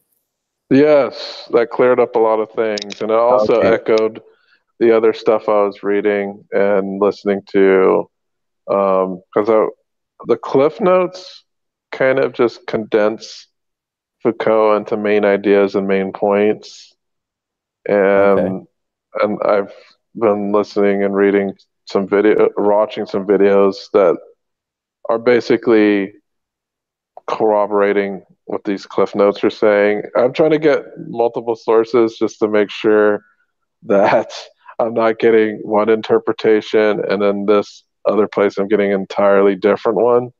Yeah. So making sure that these interpretations of what Derrida is saying, well, not Derrida, Foucault is saying, are cooperative, and I don't really have to like dive extremely deep Right. between different interpretations of what he's saying. Well, I'm glad that It's extremely helpful. my video is helpful to you, because I'm not an academic. I'm just an amateur trying to understand all this. So I'm glad that I'm not like fucking everything up according to the other external sources that you've been using. Yeah, well, you have experience with philosophy. I don't. The closest thing I've read is stupid Ayn Rand novels, and that's the closest thing The closest thing I've read to philosophy is John Galt's speech. Okay. So this is not something that I've had my foot dipped into for a long time. Yeah, As a far lot of as a lot of philosophy. Oh, sorry. I haven't read the primary sources. I just read people's accounts of their understanding of these philosophers. Right. Yeah, I was talking to Tim Keefe about that, and he was saying that both of them are important, and I totally agree. Like the primary sources, and then also kind of explanations or readers of the philosophy that kind of give you compilations of different views from different people within the philosophies and their views on different subjects.